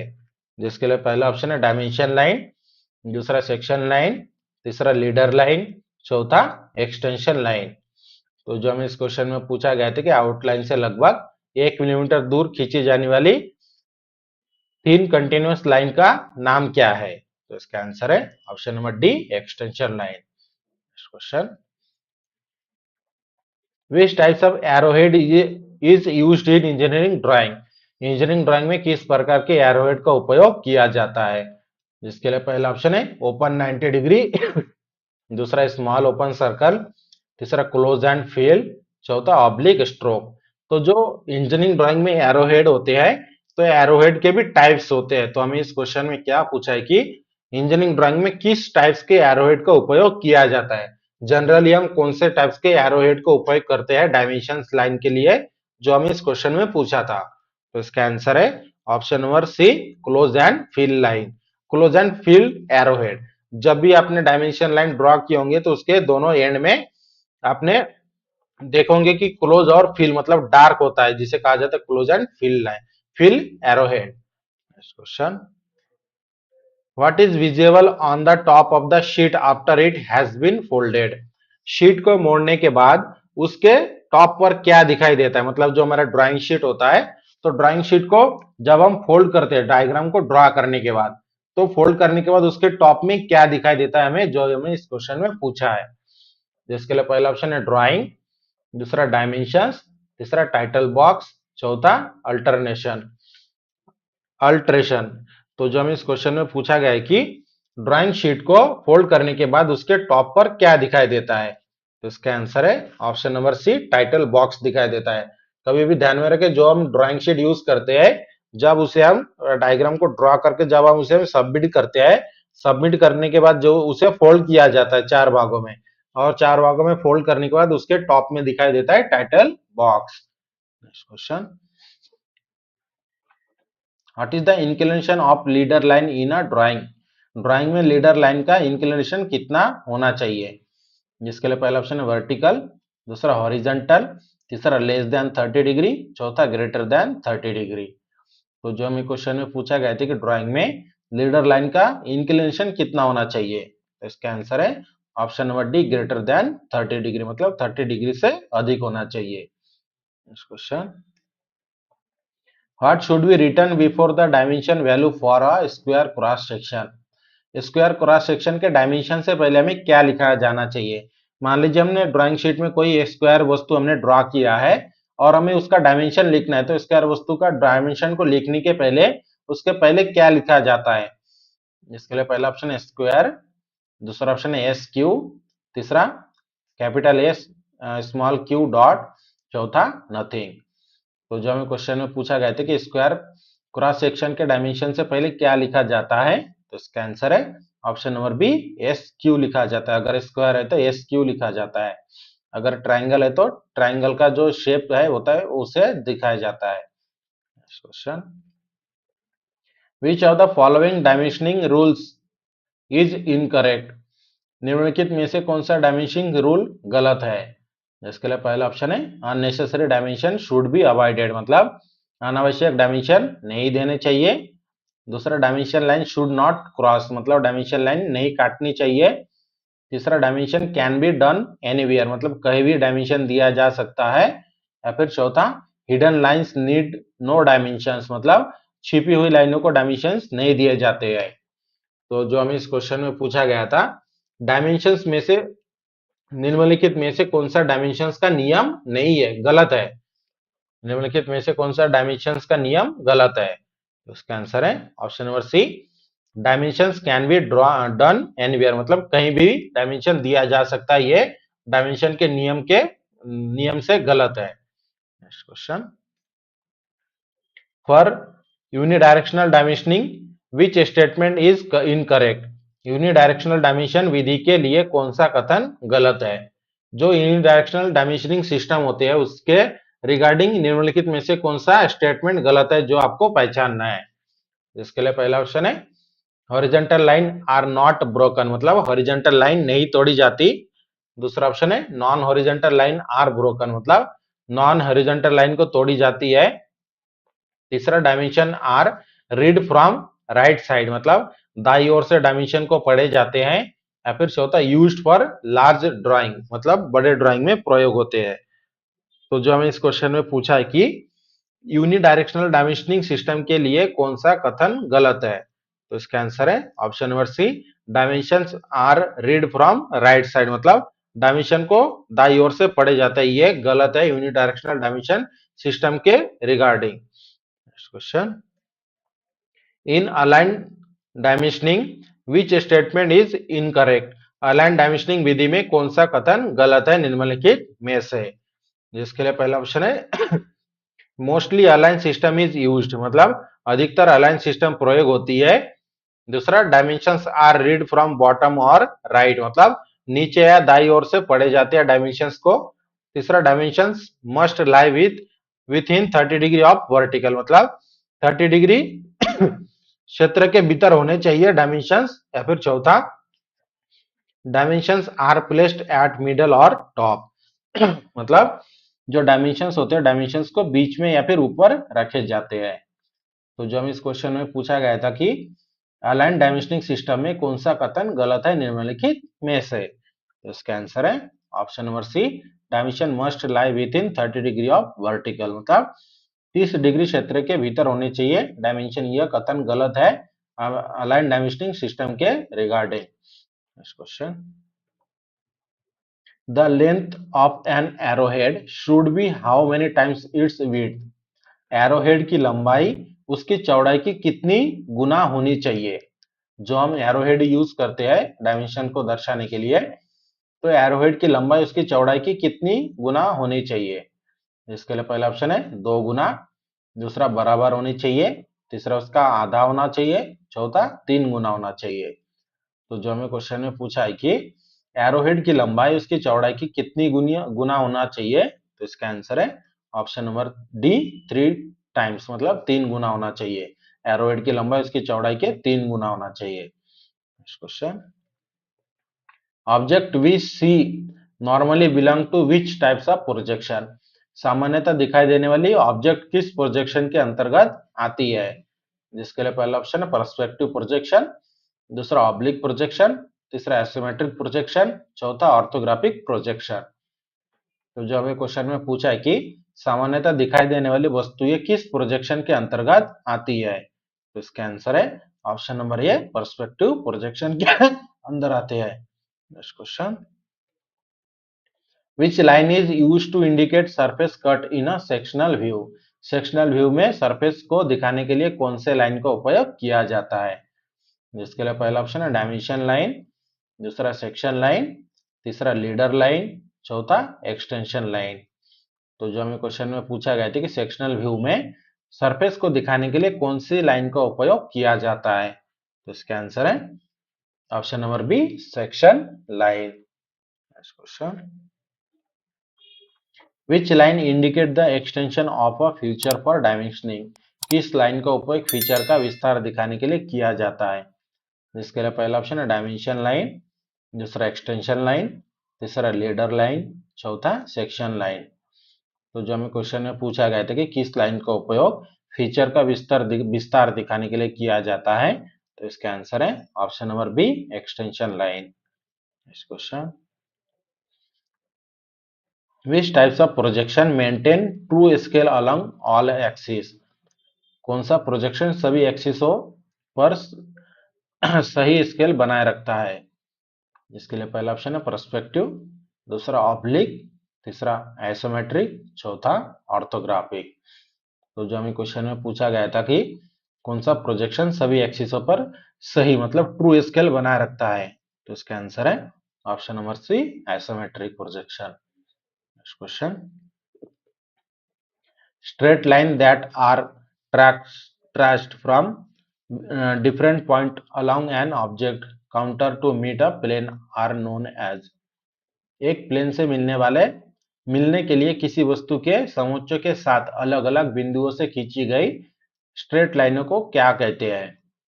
जिसके लिए पहला ऑप्शन है कनेक्टिंग लाइन, दूसरा प्रोजेक्टर्स, तीसरा परपेंडिकुलर लाइन, चौथा हिडन लाइन। तो जो हमें क्वेश्चन में पूछा गया है कि एक प्लेन से मिलने के लिए किसी वस्तु के समोच्च के साथ अलग अलग बिंदुओं से खींची गई स्ट्रेट लाइन को क्या कहते हैं, तो इसका आंसर है option number B, projectors. Next question, what is the single graphical sketch that depicts all three sides from an object in a such a way that they tend to converge at a point। एक single graphical sketch क्या है जो किसी वस्तु के सभी 3 पक्षों को इस तरह दिखाता है कि वे एक बिंदु पर अभिसरण करते हैं। इसके लिए पहला ऑप्शन है पर्सपेक्टिव प्रोजेक्शन, दूसरा आइसोमेट्रिक प्रोजेक्शन, तीसरा एक्सोनोमेट्रिक प्रोजेक्शन, चौथा ऑब्लिक प्रोजेक्शन। तो जो हमें क्वेश्चन में पूछा है कि एक सिंगल ग्राफिकल स्केच क्या है जो किसी ऑब्जेक्ट के सभी 3 पक्षों को इस तरह दिखाता है कि वे एक बिंदु पर अभिसरण करते हैं, तो इसका आंसर है option number A, perspective projection. Next question, the projection is known as रिक्तस्थान when the projectors are parallel to one another and perpendicular to the plane. Projector एक दूसरे के समांतर और प्लेन के लंबवत होने पर प्रोजेक्शन को रिक्त स्थान कहा जाता है। जिसके लिए पहला ऑप्शन है पर्सपेक्टिव प्रोजेक्शन, दूसरा ऑब्लिक प्रोजेक्शन, तीसरा आइसोमेट्रिक प्रोजेक्शन, चौथा ऑर्थोग्राफिक प्रोजेक्शन। तो जो हम इस क्वेश्चन में पूछा गया था कि प्रोजेक्टर्स एक दूसरे के समांतर और प्लेन के परपेंडिकुलर होने पर प्रोजेक्शन को क्या कहा जाता है? इसका आंसर है option number D, orthographic projection. Next question, how many dimensions of an item are represented by each projection view in a orthographic projection? एक आइटम के कितने डायमेंशंस को प्रत्येक प्रोजेक्शन व्यू द्वारा ऑर्थोग्राफिक प्रोजेक्शन में दिखाया जाता है? इसके लिए पहला ऑप्शन है 1, दूसरा 2, तीसरा 3, चौथा 0। तो हम इस क्वेश्चन में क्या पूछा गया था कि एक वस्तु के कितने डायमेंशंस को प्रत्येक प्रोजेक्शन व्यू द्वारा ऑर्थोग्राफिक प्रोजेक्शन में दिखाया जाता है? तो इसका आंसर है ऑप्शन नंबर बी, 2 प्रोजेक्शन में दिखाया जाता है। Question, 2 or 3 images of an object on several planes are used to portray it in orthographic projection। कई प्लेन पर किसी वस्तु की 2 या 3 ड्राइंग मतलब 2 या 3 इमेज का उपयोग इसे ऑर्थोग्राफिक प्रोजेक्शन में दर्शाने के लिए किया जाता है। इसके लिए पहला ऑप्शन है gives view from different angle from different direction, मतलब अलग अलग दिशाओं से अलग अलग एंगल से व्यू देता है। दूसरा are mutually perpendicular projection plane, मतलब पारस्परिक रूप से परपेंडिकुलर प्लेन है, परपेंडिकुलर प्रोजेक्शन प्लेन है। तीसरा are parallel along on direction what at different cross section, मतलब एक दिशा में समांतर है लेकिन अलग अलग क्रॉस सेक्शन में। चौथा are obtained by taking prints from 2 और 3 साइड ऑफ ऑब्जेक्ट, मतलब ऑब्जेक्ट के 2 या 3 पक्षों से प्रिंट लेकर प्राप्त किया जाता है। तो जो हम इस क्वेश्चन में पूछा गया था कि कई प्लेन पर किसी वस्तु की 2 या 3 इमेजेस का उपयोग इसे ऑर्थोग्राफिक प्रोजेक्शन में दर्शाने के लिए किया जाता है। इसका आंसर है option number B, are mutually perpendicular projection plane, मतलब पारस्परिक रूप से परपेंडिकुलर प्रोजेक्शन प्लेन है। Next question, what position should be horizontal plane what position should be horizontal plane be in to display the object on paper using orthographic projection? Orthographic projection का उपयोग करके कागज पर ऑब्जेक्ट को प्रदर्शित करने के लिए हॉरिजॉन्टल प्लेन की स्थिति क्या होना चाहिए? जिसके लिए पहला ऑप्शन है the horizontal plane is turn into a clockwise direction up to 90 degree, मतलब हॉरिजॉन्टल प्लेन को 90 डिग्री तक एक क्लॉकवाइज डायरेक्शन में घुमाया जाता है। दूसरा ऑप्शन है the horizontal plane is turn in anti clockwise direction up to 90 degrees, मतलब हॉरिजॉन्टल प्लेन को 90 डिग्री तक एंटी क्लॉकवाइज दिशा में घुमाया जाता है। तीसरा horizontal plane is placed to left side of vertical plane parallel to it, मतलब हॉरिजॉन्टल प्लेन को इसके समांतर वर्टिकल प्लेन के बाईं ओर रखा गया है। या फिर चौथा horizontal plane is placed to right side of vertical plane parallel to it, मतलब हॉरिजॉन्टल प्लेन को इसके समांतर वर्टिकल प्लेन के दाईं ओर रखा गया है। तो जो हमें क्वेश्चन में पूछा गया था कि ऑर्थोग्राफिक प्रोजेक्शन का उपयोग करके कागज पर ऑब्जेक्ट को प्रदर्शित करने के लिए हॉरिजॉन्टल प्लेन किस स्थिति में होना चाहिए? तो इसका आंसर है option number A, the horizontal plane is turn in a clockwise direction up to 90 degrees, मतलब हॉरिजॉन्टल प्लेन को 90 डिग्री तक क्लॉकवाइज डायरेक्शन में घुमाया जाता है। Next question, what does an additional third view mean for basic object in an orthographic projection generally? आमतौर पर orthographic projection में मूल वस्तुओं के लिए अतिरिक्त थर्ड व्यू का क्या अर्थ है? इसके लिए पहला ऑप्शन है फ्रंट व्यू, दूसरा टॉप व्यू, तीसरा साइड व्यू और चौथा view at 45 degree perpendicular to horizontal plane, मतलब हॉरिजॉन्टल प्लेन के लिए 45 डिग्री परपेंडिकुलर व्यू। तो जो हमें क्वेश्चन में पूछा गया था कि आमतौर पर ऑर्थोग्राफिक प्रोजेक्शन में मूल वस्तुओं के लिए अतिरिक्त थर्ड व्यू का क्या अर्थ है?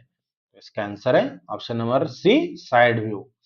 Question, which side of the border line on the drawing sheet is kept more space for filling or binding when possible? Drawing sheet पर बॉर्डर लाइंस के किस तरफ संभव होने पर फाइलिंग या बाइंडिंग के लिए अधिक जगह रखी जाती है? जिसके लिए पहला ऑप्शन है लेफ्ट हैंड साइड, दूसरा टॉप साइड, तीसरा राइट हैंड साइड, चौथा बॉटम साइड। तो जो क्वेश्चन में पूछा है कि ड्राइंग शीट पर बॉर्डर लाइंस के किस तरफ संभव होने पर फाइलिंग या बाइंडिंग के लिए अधिक जगह रखी जाती है। तो इसका आंसर है option number A, left hand side. Question, which of the following claims about the drawing sheet's standard metric size is correct? Drawing sheet के स्टैंडर्ड मेट्रिक साइज के बारे में निम्नलिखित में से कौन सा कथन सही है। इसके लिए पहला ऑप्शन है A one is double the A zero, मतलब ए वन ए जीरो का दोगुना होता है। दूसरा A three is half the A zero, मतलब ए थ्री ए जीरो का आधा होता है। तीसरा A zero is double the A one, मतलब ए जीरो ए वन का दोगुना होता है। चौथा A zero is A two is half the A three, मतलब ए टू ए थ्री का आधा होता है। तो हमें क्वेश्चन में क्या पूछा है कि ड्राइंग शीट के स्टैंडर्ड मैट्रिक साइज के बारे में निम्नलिखित में से कौन सा कथन सही है। तो इसका आंसर है option number C, A zero is double the A one, मतलब ए जीरो ए वन का दोगुना होता है। Question, which of the following is incorrect for engineering drawing lettering? Engineering drawing lettering के लिए निम्नलिखित में से कौन सा कथन गलत है। जिसके लिए पहला ऑप्शन है upper case letter are mainly used for lettering, मतलब अपर केस लेटर मुख्य रूप से लेटरिंग के लिए उपयोग किए जाते हैं। दूसरा ऑप्शन है lettering type is capital, lettering type A is preferred, मतलब लेटरिंग टाइप ए को पसंद किया जाता है। तीसरा ऑप्शन है inclined letters are right inclined with 45 degree slope with horizontal, मतलब इंक्लाइंड लेटर हॉरिजेंटल के साथ 45 डिग्री ढलान के साथ सही झुके हुए है। चौथा guidelines are draw to obtain a uniform height of letter and numericals, guideline letter और अंकों की समान ऊंचाई प्राप्त करने के लिए बनाई जाती है। तो हमें क्वेश्चन में क्या पूछा गया था कि इंजीनियरिंग ड्राइंग लेटरिंग के लिए, मतलब इंजीनियरिंग ड्राइंग में जो लेटर्स होते हैं उन लेटर के लिए निम्नलिखित में से कौन सा कथन गलत है। तो इसका आंसर है option number B, lettering type A is preferred, मतलब लेटरिंग टाइप ए को प्रेफर किया जाता है। ये कथन गलत है इंजीनियरिंग ड्राइंग लेटरिंग के संबंध में। Next question, which pencil grade is generally used for lettering and object line? Lettering और ऑब्जेक्ट लाइनों के लिए सामान्य रूप से कौन सा पेंसिल ग्रेड उपयोग किया जाता है। जिसके लिए पहला ऑप्शन है एफ, दूसरा एच, तीसरा बी, चौथा 4H। तो हमें क्वेश्चन में क्या पूछा है कि लेटरिंग और ऑब्जेक्ट लाइनों के लिए सामान्य रूप से कौन सा पेंसिल ग्रेड उपयोग किया जाता है। तो इसका आंसर है option number B, H. H grade का पेंसिल का उपयोग किया जाता है। Next question, a plane runs parallel to a normal cone's base and cut through the middle, which shape is formed? एक प्लेन एक सामान्य शंकु के आधार के समांतर चलता है और बीच से गुजरता है तो कौन सा आकार बनता है। जिसके लिए पहला ऑप्शन है सर्कल, दूसरा पैराबोला, तीसरा हाइपरबोला, चौथा इलिप्स। तो हमें क्वेश्चन में क्या पूछा है कि एक प्लेन एक समांतर शंकु के आधार के समांतर चलता है और बीच से गुजरता है तो कौन सा आकार बनता है। तो इसका आंसर है option number A, circle. Next question, dotted line are draw with which of the following pencil grade? Dotted lines निम्नलिखित में से किस पेंसिल ग्रेड के साथ ड्रॉ की जाती है। जिसके लिए पहला ऑप्शन है एच, दूसरा 2H, तीसरा 3H, चौथा 4H। तो जो हमें इस क्वेश्चन में पूछा गया है कि डॉटेड लाइन निम्नलिखित में से किस पेंसिल के ग्रेड के साथ ड्रॉ की जाती है। तो इसका आंसर है option number B, 2H। Which pencil is mostly used for art work? कौन सी पेंसिल का उपयोग अधिकतर कला कार्य के लिए किया जाता है। इसके लिए पहला ऑप्शन है हार्ड पेंसिल, दूसरा मीडियम पेंसिल, तीसरा सॉफ्ट पेंसिल, चौथा नॉन ऑफ दिस। तो जो हमें इस क्वेश्चन में पूछा गया था कि कौन सी पेंसिल का उपयोग अधिकतर आर्ट वर्क के लिए किया जाता है। इसका आंसर है option number C, soft pencil. Question, which instrument can be used instead of scale, set square, protractor and T square together. कौन सा उपकरण मतलब कौन सा instrument scale, set square, protractor और टी स्क्वायर सभी के स्थान पर उपयोग किया जा सकता है? जिसके लिए पहला ऑप्शन है सेट स्क्वायर, दूसरा मिनी ड्राफ्टर, तीसरा फ्रेंच कर्व, चौथा एडजस्टेबल टी स्क्वायर। तो जो हम इस क्वेश्चन में पूछा गया था कि कौन सा instrument scale, set square, protractor और टी स्क्वायर सभी के स्थान पर उपयोग किया जा सकता है, तो इसका आंसर है option number B, mini drafter. Next question, what does the accuracy of a compass depend on? Compass की एक्यूरेसी किस पर निर्भर करती है? जो हम कंपास यूज करते हैं जैसे सर्कल को ड्रॉ करने के लिए या फिर रेडियस को ड्रॉ करने के लिए या फिर आर्क को ड्रॉ करने के लिए, तो उसकी एक्यूरेसी किस पर डिपेंड करती है जो हम इस क्वेश्चन में पूछा है?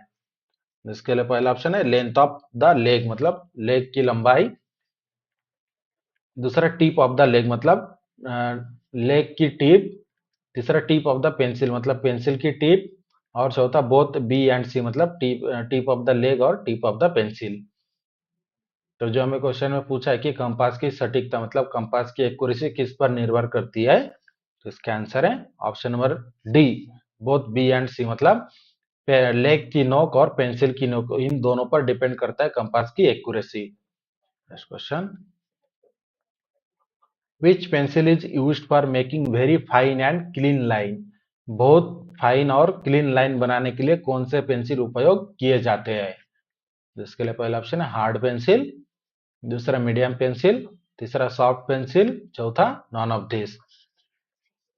तो जो हमें क्वेश्चन में पूछा गया था कि बहुत फाइन और क्लीन लाइन बनाने के लिए कौन से पेंसिल का उपयोग किया जाता है, तो इसका आंसर है option number A, hard pencil. Question, the final drawing is made from which grade pencil? Final drawing किस ग्रेड के पेंसिल से बनाई जाती है? इसके लिए पहला ऑप्शन है 5B, दूसरा बी, तीसरा 3H, चौथा 8H। तो जो हमें इस क्वेश्चन में पूछा गया था कि फाइनल ड्राइंग किस ग्रेड के पेंसिल से बनाई जाती है, तो इसका आंसर है option number B, B grade के पेंसिल से फाइनल ड्राइंग बनाई जाती है। Next question, which pencil is used to draw ordinary line on good paper during summer season? गर्मी के सीजन में अच्छे कागज पर साधारण लाइनें खींचने के लिए कौन से पेंसिल की उपयोग की जाती है? जिसके लिए पहला ऑप्शन एच बी, दूसरा 3H, तीसरा 2H, चौथा H। तो जो हमें क्वेश्चन में पूछा गया था कि गर्मी के मौसम में अच्छे कागज पर साधारण लाइन खींचने के लिए कौन सी पेंसिल का उपयोग किया जाता है, तो इसका आंसर है option number A, H B grade के पेंसिल का उपयोग करते हैं। Next question, continuous thin line is used for which purpose? Continuous thin line का उपयोग किस लिए किया जाता है? इसके लिए पहला ऑप्शन है सेंटर लाइन के लिए, दूसरा एक्सटेंशन लाइन के लिए, तीसरा विजुअल पैरामीटर के लिए, चौथा हिडन डिटेल्स के लिए। तो जो हमें क्वेश्चन में पूछा गया था कि कंटिन्यूअस थिन लाइन का उपयोग किस लिए किया जाता है, तो इसका आंसर है option number B, extension line के लिए। Next question, when a semi circle is rotated about its diameter the solid form is? जब एक सेमी सर्कल को उसके डायमीटर के चारों ओर घुमाया जाता है तो कौन सा सॉलिड बनता है? इसके लिए पहला ऑप्शन है सिलेंडर, दूसरा कोन, तीसरा सर्कल, चौथा स्फीयर। तो जो हमें क्वेश्चन में क्या पूछा गया है कि जब एक सेमी सर्कल को उसके डायमीटर के चारों ओर घुमाया जाता है तो उसका कौन सा सॉलिड बनता है, तो इसका आंसर है ऑप्शन नंबर डी, स्फीयर बनता है। Question, total number of faces in quadrilateral is? चतुर्भुज में कुल फेसेस की संख्या कितनी होती है? इसके लिए पहला ऑप्शन है 2, दूसरा ऑप्शन है 4, तीसरा ऑप्शन है 3, चौथा ऑप्शन है 5। तो जो हमें क्वेश्चन में पूछा गया है कि चतुर्भुज में कुल फेसेस की संख्या कितनी होती है, तो इसका आंसर है ऑप्शन नंबर बी, 4 होते हैं। नेक्स्ट क्वेश्चन, प्रिज्म इज रिक्त स्थान वर्टिकल प्लेन, प्रिज्म का वर्टिकल प्लेन कैसा होता है? इसके लिए पहला ऑप्शन है स्क्वायर, दूसरा रेक्टेंगल, तीसरा ट्राइंगल, चौथा नॉन ऑफ दिस। तो जो हमें क्वेश्चन में पूछा गया था कि वर्टिकल प्रिज्म का वर्टिकल प्लेन कैसा होता है, तो इसका आंसर है ऑप्शन नंबर बी, रेक्टेंगल होता है। Question, what is generated by the rotation of a solid sphere?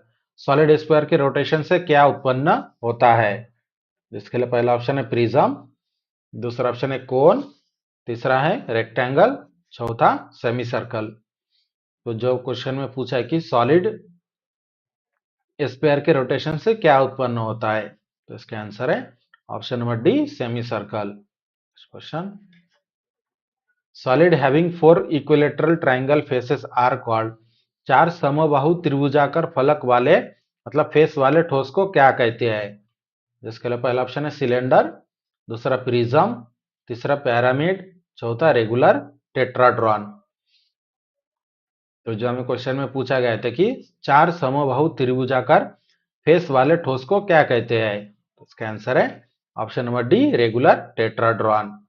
Next question, a long dash dash double dotted narrow line is used for? लंबी dash dash double dotted narrow line का उपयोग किस लिए किया जाता है? जिसके लिए पहला ऑप्शन है लाइन ऑफ सिमेट्री के लिए, दूसरा सेंटर लाइन के लिए, तीसरा गियर और होल पिच सर्कल के लिए, चौथा उपरोक्त सभी के लिए। तो जो हमें क्वेश्चन में पूछा गया था कि लंबी dash dash double dotted narrow line का उपयोग किस लिए किया जाता है, तो इसका आंसर है option number D, all of the above. मतलब line of symmetry, centre line और गियर और होल पिच सर्कल के लिए लंबी dash dash double dotted narrow line का उपयोग किया जाता है। Next question, radial line method is used for the development of? Radial line विधि का उपयोग किसके विकास के लिए किया जाता है? जिसके लिए पहला ऑप्शन है सिलेंडर, दूसरा कोन, तीसरा प्रिज्म, चौथा इनमें से कोई नहीं। तो जो हमें क्वेश्चन में पूछा गया था कि रेडियल लाइन विधि का उपयोग किसके डेवलपमेंट के लिए किया जाता है, तो इसका आंसर है ऑप्शन नंबर बी, कोन के लिए। Question, on an isometric drawing a circle appears as? Isometric drawing में सर्कल कैसा दिखाई देता है? मतलब जो सर्कल होता है, सर्कल को एसोमेट्रिक ड्राइंग में अगर हम ड्रॉ करते हैं तो किस आकार में दिखाई देता है? इसके लिए पहला ऑप्शन है एलिप्स, दूसरा चक्र, तीसरा सर्कल, चौथा पैराबोला। तो जो हमें क्वेश्चन में पूछा गया था कि आइसोमेट्रिक ड्राइंग में सर्कल कैसा दिखाई देता है, तो इसका आंसर है ऑप्शन नंबर ए, इलिप्स आकार में दिखाई देता है। अगर कोई सर्कल को हम आइसोमेट्रिक डायग्राम में ड्रॉ करते हैं तो इलिप्स आकार में दिखाई देता है। Next question, a figure having 18 edges is called? 18 edges वाली आकृति को क्या कहते हैं? जिसके लिए पहला ऑप्शन है पेंटागन प्रिज्म, दूसरा हेक्सागोनल प्रिज्म, तीसरा स्क्वायर प्रिज्म, चौथा नॉन ऑफ दिस। तो जो हमें इस क्वेश्चन में पूछा गया था कि 18 एजेस वाली आकृति को क्या कहते हैं, तो इसका आंसर है option number B, hexagonal prism. Next question, the elevation of vertical cylinder is? Vertical cylinder का एलिवेशन कैसा होता है? जिसके लिए पहला ऑप्शन है स्क्वायर आकार का, दूसरा रेक्टेंगल आकार का, तीसरा ट्रायंगल या फिर चौथा सर्कल। तो हमें क्वेश्चन में क्या पूछा है कि वर्टिकल सिलेंडर का एलिवेशन कैसा होता है, तो इसका आंसर है ऑप्शन नंबर बी, रेक्टेंगल होता है। Question, regular cube has? एक नियमित क्यूब कैसे होते हैं?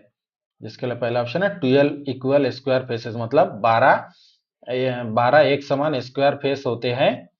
दूसरा 12 स्क्वायर एंड 10 रेक्टेंगुलर फेस, मतलब 12 स्क्वायर और 10 रेक्टेंगुलर फेस होते हैं। तीसरा 6 इक्वल स्क्वायर फेस, मतलब 6 एक समान स्क्वायर फेस होते हैं, या फिर चौथा नॉन ऑफ दिस। तो जो हमें इस क्वेश्चन में पूछा गया है कि एक नियमित क्यूब कैसे होते हैं, तो इसका आंसर है option number C, 6 equal square face, मतलब 6 समान स्क्वायर फेस होते हैं। Question, all faces of tetrahedron are? Tetrahedron के सभी फेस कैसे होते हैं? जिसके लिए पहला ऑप्शन है स्क्वायर, दूसरा ट्रायंगल, तीसरा राइट एंगल ट्रायंगल, चौथा नॉन ऑफ दिस। तो जो हमें इस क्वेश्चन में पूछा गया था कि टेट्राड्रॉन के सभी फेस कैसे होते हैं, तो इसका आंसर है ऑप्शन नंबर बी ट्रायंगल होते हैं। Question, when a right angle triangle is rotated about its base the solid form is। जब समकोण त्रिभुज को उसके आधार के चारों ओर घुमाया जाता है तो बनने वाला सॉलिड कैसा होता है। इसके लिए पहला ऑप्शन है टेट्राड्रॉन, दूसरा कोन, तीसरा स्फेयर, चौथा सिलेंडर। तो हमें क्वेश्चन में क्या पूछा गया था कि एक राइट एंगल ट्रायंगल को उसके बेस के चारों ओर अगर हम घुमाते हैं तो उससे बनने वाला सॉलिड कैसा होता है, कौन से आकार का होता है। तो इसका आंसर है ऑप्शन नंबर बी कोन, मतलब शंकु के आकार का होता है। Question, which of the following view show the actual shape of the object. निम्नलिखित में से कौन सा व्यू किसी वस्तु के वास्तविक आकार को दर्शाता है। जिसके लिए पहला ऑप्शन है आइसोमेट्रिक व्यू, दूसरा ऑर्थोग्राफिक व्यू, तीसरा ओबीएस, चौथा लैंडस्केप। तो जो हमें इस क्वेश्चन में पूछा गया था कि निम्नलिखित में से कौन सा व्यू किसी वस्तु के वास्तविक आकार को दर्शाता है, तो इसका आंसर है option number B orthographic view. Question, the width and length of the drawing sheet are in the ratio. Drawing sheet की चौड़ाई और लंबाई का रेशो कितना होता है। जिसके लिए पहला ऑप्शन है 2:1, दूसरा 1:2, तीसरा 1/√2, तीसरा √2:2। तो जो हमें क्वेश्चन में पूछा गया था कि ड्राइंग शीट की चौड़ाई और लंबाई का रेशो कितना होता है, तो इसका आंसर है option number C 1:√2। Question, the method of folding of printed drawing sheet is recommended by. Question में हमें क्या पूछा है कि मुद्रित ड्राइंग शीट को, मतलब फोल्डेड ड्राइंग शीट को तह करने की, मतलब फोल्ड करने की विधि किसके द्वारा अनुशंसित है। इसके लिए पहला ऑप्शन है BIS SP 46 2003, दूसरा BIS SP 46 2004, तीसरा BIS SP 46 2005, चौथा ऑप्शन है BIS SP 46 2006। तो जो हमें इस क्वेश्चन में पूछा गया था the method of folding of printed drawing sheet is recommended bye, मतलब जो प्रिंटेड ड्राइंग शीट होते हैं उसको जो फोल्ड करने के मेथड होते हैं उसे किसके द्वारा रिकमेंडेड किया जाता है। तो इसका आंसर है option number A BIS SP 46 2003। Question, when a figure is cut by a sectional plane the correct shape of the section is called। जब किसी आकृति को अनुभागीय प्लेन से काटा जाता है तो अनुभाग का सही आकार क्या कहलाता है। इसके लिए पहला ऑप्शन है सर्कल, दूसरा एलिवेटर, तीसरा एलिप्स, चौथा नॉन ऑफ दिस।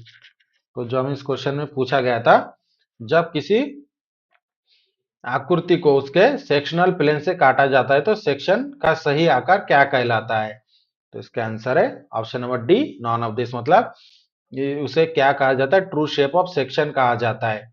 जब किसी आकृति को उसके सेक्शनल प्लेन से काटा जाता है तो उसका जो सेक्शन बनता है तो उसका आकार को, उसके आकार को क्या कहते हैं, true shape of the section. Next question, the section plane of horizontal plane and vertical plane is show by its. Horizontal plane और वर्टिकल प्लेन पर सेक्शन प्लेन को किसके द्वारा दर्शाया जाता है। जिसके लिए पहला ऑप्शन HT, दूसरा VT, तीसरा ट्रासेस, चौथा ऑल ऑफ द अबव। तो जो हमें इस क्वेश्चन में पूछा गया है कि हॉरिजॉन्टल प्लेन और वर्टिकल प्लेन पर सेक्शनल प्लेन को किसके द्वारा दर्शाया जाता है, तो इसका आंसर है ऑप्शन नंबर सी ट्रेसेस के द्वारा दर्शाया जाता है। Next question, what is the position of left hand side view in third angle method of projection. Third angle projection में, प्रोजेक्शन की थर्ड एंगल विधि में लेफ्ट हैंड के व्यू को किस स्थिति में, उसकी स्थिति क्या होती है। मतलब ये मान लीजिए कि हम थर्ड एंगल प्रोजेक्शन को थर्ड एंगल प्रोजेक्शन हम ड्रॉ कर रहे हैं, अगर ऑब्जेक्ट हमारा लेफ्ट हैंड साइड व्यू हो तो थर्ड एंगल प्रोजेक्शन में हम कहां पर ड्रॉ करेंगे। जिसके लिए पहला ऑप्शन है left hand side of the front view, मतलब फ्रंट व्यू के लेफ्ट हैंड साइड में। दूसरा top view of the left, मतलब टॉप व्यू के लेफ्ट साइड में। तीसरा right hand side of the front view, मतलब फ्रंट व्यू के राइट हैंड साइड में। चौथा एबव द टॉप व्यू, मतलब टॉप व्यू के ऊपर। तो हमें क्वेश्चन में क्या पूछा था कि कोई ऑब्जेक्ट का लेफ्ट हैंड साइड व्यू है, उसे अगर हम आइसोमेट्रिक प्रोजेक्शन में थर्ड एंगल प्रोजेक्शन में ड्रॉ करें तो उसका साइड हम कौन से साइड में ड्रॉ करेंगे? तो इसका आंसर है option number A, left hand side of the front view. मतलब ऑब्जेक्ट का अगर लेफ्ट हैंड साइड व्यू है और हम अगर थर्ड एंगल प्रोजेक्शन ड्रॉ कर रहे हैं तो फ्रंट व्यू के लेफ्ट हैंड साइड में ही लेफ्ट हैंड साइड व्यू को ड्रॉ करते हैं। Question, when the axis of a solid is parallel to both HP मतलब horizontal plane and vertical plane, which view get the true length of axis? जब solid की axis horizontal plane और vertical plane के समांतर होती है तो किस व्यू में एक्सिस की वास्तविक लंबाई मिलती है? इसके लिए पहला ऑप्शन है फ्रंट व्यू, दूसरा साइड व्यू, तीसरा बोथ ए एंड बी मतलब फ्रंट व्यू और साइड व्यू दोनों में। तो जो हमें इस क्वेश्चन में पूछा गया था कि जब सॉलिड की एक्सिस हॉरिजॉन्टल प्लेन और वर्टिकल प्लेन दोनों के समांतर होते हैं तो किस व्यू में एक्सिस की वास्तविक लंबाई मिलती है? तो इसका आंसर है option number B, side view में। Next question, if a plane is the front view of a circle its isometric view will be. यदि कोई प्लेन यदि कोई प्लेन सर्कल का फ्रंट व्यू है तो उसका आइसोमेट्रिक व्यू क्या होगा? मतलब किसी प्लेन का किसी सर्कल का front view plane front view है तो उसका आइसोमेट्रिक व्यू क्या होगा? इसके लिए पहला ऑप्शन है सर्कल होगा, दूसरा इलिप्स होगा, तीसरा पैराबोला होगा, चौथा सुपर नेचुरल होगा। तो जो हमें क्वेश्चन में पूछा गया है कि यदि कोई प्लेन सर्कल का फ्रंट व्यू है तो उसका आइसोमेट्रिक व्यू क्या होगा? तो इसका आंसर है ऑप्शन नंबर बी, एक इलिप्स होगा। आइसोमेट्रिक व्यू में अगर सर्कल है तो उसका आइसोमेट्रिक व्यू में अगर क्वेश्चन में हमें क्या पूछा गया था कि यदि कोई प्लेन सर्कल का फ्रंट व्यू है तो उसका आइसोमेट्रिक व्यू क्या होगा? तो उसका आइसोमेट्रिक व्यू होगा ellipse. Next question, if a plane is the front view of a square its isometric view will be। यदि कोई प्लेन स्क्वायर का फ्रंट व्यू है तो उसका आइसोमेट्रिक व्यू क्या होगा? इसके लिए पहला ऑप्शन है क्रॉस, दूसरा रंबोस, तीसरा रेक्टेंगल, चौथा पैरेललोग्राम। तो जो हमें क्वेश्चन में पूछा गया था कि यदि कोई प्लेन स्क्वायर का फ्रंट व्यू है तो उसका आइसोमेट्रिक व्यू क्या होगा? तो इसका आंसर है ऑप्शन नंबर बी, रंबोस होगा मतलब समचतुर्भुज। Question, isometric projection are draw with रिक्त स्थान scale and isometric view are draw with रिक्त स्थान scale। आइसोमेट्रिक प्रोजेक्शन रिक्त स्थान स्केल से तथा आइसोमेट्रिक व्यू रिक्त स्थान स्केल से बनाए जाते हैं। इसके लिए पहला ऑप्शन है राइट और कम्युनिटी, दूसरा कम्युनिटी करेक्ट, तीसरा राइट करेक्ट और चौथा मेडिकल कम्युनिटी। तो जो हमें क्वेश्चन में पूछा गया था कि आइसोमेट्रिक प्रोजेक्शन रिक्त स्थान स्केल से तथा आइसोमेट्रिक व्यू रिक्त स्थान स्केल से बनाए जाते हैं तो इसका आंसर है ऑप्शन नंबर सी, राइट और correct. Item B on the back side of the drawing board is known as. ये जो आपको डायग्राम में ड्राइंग बोर्ड दिखाया गया है, ड्राइंग बोर्ड के बैक साइड में जो बी होता है मतलब item B on the back side on the drawing board is known as. Back side में जो ये बी जो आप देख सकते हो लेटर बी से जो दो पट्टियां दर्शाई गई है तो इसे क्या कहा जाता है जो हमें इस क्वेश्चन में पूछा है? तो इसके लिए पहला ऑप्शन है स्ट्रिप, दूसरा एवोनी, तीसरा बैटन्स मतलब पट्टियां, चौथा वेरियस एजेस। तो हमें क्वेश्चन में जो पूछा गया था कि ड्राइंग बोर्ड के पीछे का आइटम बी किसके रूप में जाना जाता है तो ये डायग्राम में आपको ड्राइंग बोर्ड को उल्टा करके दिखाया गया कि बैक साइड में जो बी के रूप में आपको दिखाया गया तो इस दोनों पार्टों का नाम क्या है? तो इसका आंसर है ऑप्शन नंबर सी, बैटन्स मतलब पट्टियां। Question, the thickness of the drawing board generally various from in millimetre. Drawing board की मोटाई सामान्यतः कितने मिलीमीटर तक होती है? इसके लिए पहला ऑप्शन है 15 से 25 mm, दूसरा 25 से 40 mm, तीसरा 40 से 50 mm, चौथा 5 से 10 mm। तो जब हमें क्वेश्चन में पूछा गया था कि ड्राइंग बोर्ड की मोटाई सामान्यतः कितने मिलीमीटर तक होती है तो इसका आंसर है ऑप्शन नंबर ए, 15 से 25 मिलीमीटर तक। Next question, the width of A4 size paper sheet is. A4 size की पेपर या फिर शीट की चौड़ाई कितनी होती है? इसके लिए पहला ऑप्शन है 297 मिलीमीटर, दूसरा 210 मिलीमीटर, तीसरा 330 मिलीमीटर, चौथा 240 मिलीमीटर। तो जो हम इस क्वेश्चन में पूछा गया था कि A4 साइज की जो पेपर होती है या फिर जो शीट होते हैं ड्राइंग शीट, उसकी चौड़ाई कितनी होती है? तो इसका आंसर है option number B 210 millimetre. Question, if width shorter side of A1 drawing paper is 594 millimeter, what is the longer side of A2 paper? Question में हमें क्या पूछा है कि यदि A1 ड्राइंग पेपर की चौड़ाई, छोटा किनारे की चौड़ाई 594 मिलीमीटर है, तो A2 पेपर का लंबाई कितना होगा? जिसके लिए पहला ऑप्शन है 297 मिलीमीटर, दूसरा 594 मिलीमीटर, तीसरा 841 मिलीमीटर, चौथा 210 मिलीमीटर। तो जो हमें क्वेश्चन में पूछा गया था कि यदि A1 ड्राइंग पेपर की चौड़ाई छोटे किनारे की 594 मिलीमीटर है, तो A2 पेपर की लंबाई, A2 पेपर का लंबा किनारा कितना होगा? इसका आंसर है option number B 594 millimetre.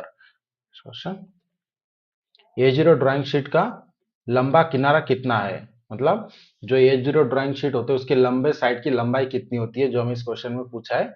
The longer side of A0 drawing sheet is, इसके लिए पहला ऑप्शन 841 मिलीमीटर, दूसरा 1200 मिलीमीटर, तीसरा 1300 मिलीमीटर, चौथा 1189 मिलीमीटर। तो जो हमें इस क्वेश्चन में पूछा गया था कि A0 ड्राइंग शीट का लंबा किनारा कितने मिलीमीटर का होता है, तो इसका आंसर है option number D 1189 millimeter. Next question. Figure given below show one way of representing a series sheet. What is the length of this sheet? Question में क्या पूछा है कि दिया गया चित्र, जो डायग्राम में आपको दिखाया गया, इस क्वेश्चन में दिया गया डायग्राम ये सीरीज के शीट को दर्शाने का एक तरीका दिखाता है। इस शीट की लंबाई क्या है? ये जो आपको क्वेश्चन दिखाया गया है, ये जो आपको ड्राइंग शीट आपको दिखाया गया है, ये सीरीज का ड्राइंग शीट है। तो इसकी लंबाई कितनी है जिसमें आपको इस क्वेश्चन में पूछा है? इसके लिए पहला ऑप्शन है 210 मिलीमीटर, दूसरा 297 मिलीमीटर, तीसरा 594 मिलीमीटर, चौथा 841 मिलीमीटर। तो क्वेश्चन में जो पूछा गया था कि नीचे दिया गया ड्राइंग ये सीरीज की ड्राइंग शीट को दर्शाने का एक तरीका दिखाता है, इस शीट की लंबाई क्या है? तो इसका आंसर है option number A 210 millimetre, 210 millimetre. Question, the drawing board has how many edges? Drawing board में कितने किनारे होते हैं? इसके लिए पहला ऑप्शन है 2, दूसरा 1, तीसरा 3, चौथा 4। तो हमें क्वेश्चन में जो पूछा गया था कि ड्राइंग बोर्ड में कितने टोटल किनारे होते हैं, तो इसका आंसर है ऑप्शन नंबर डी 4 किनारे होते हैं। Question, how many A1 paper can be cut from A0 size paper? A0 आकार की, A0 साइज के पेपर से कितने A1 शीट काटी जा सकती है? मतलब मान लीजिए हमारे पास एक A0 ड्राइंग शीट है, उसमें से हम A1 साइज के कितने शीट काट सकते हैं? इसके लिए पहला ऑप्शन है 2, दूसरा 8, तीसरा 16, चौथा 4।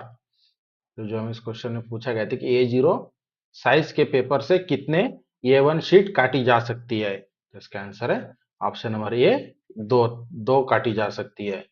Question, the ISO designation of sheet of size 594 into 841 millimetre is, 594 millimetre into 841 millimetre के साइज की शीट का ISO डेजिग्नेशन क्या है? इसके लिए पहला ऑप्शन है A0, दूसरा A1, तीसरा A2, तीसरा A3। तो जो हम इस क्वेश्चन में पूछा गया था कि 594 मिलीमीटर इंटू 841 मिलीमीटर के साइज की शीट का ISO डेजिग्नेशन क्या है? तो इसका आंसर है ऑप्शन नंबर बी A1। मतलब A1 जो ड्राइंग शीट होता है, A1 ड्राइंग शीट का साइज होता है 594 into 841 millimetre. Question, figure show one of the series drawing sheet, what is the designation of this sheet? Diagram में ये सीरीज की ड्राइंग शीट दिखाई गई है, इस शीट का डेजिग्नेशन क्या है? जिसमें यहाँ पर आप देख सकते हो ड्राइंग शीट जो है, जिसकी टोटल लंबाई कितना है 1189 मिलीमीटर है, उसकी चौड़ाई कितना है 841 मिलीमीटर है। यहाँ पर total long side of length, short side of length. तो ये इसके अनुसार, मतलब जो साइज वगैरह यहाँ पर ड्राइंग शीट में आपको इस डायग्राम में जो दिखाया है, इस डायग्राम के आधार पर आपको पहचाने की इसका डेजिग्नेशन क्या है इस शीट का। इसके लिए पहला ऑप्शन है A0, दूसरा A1, तीसरा A2, तीसरा A3, तीसरा A2, चौथा A3।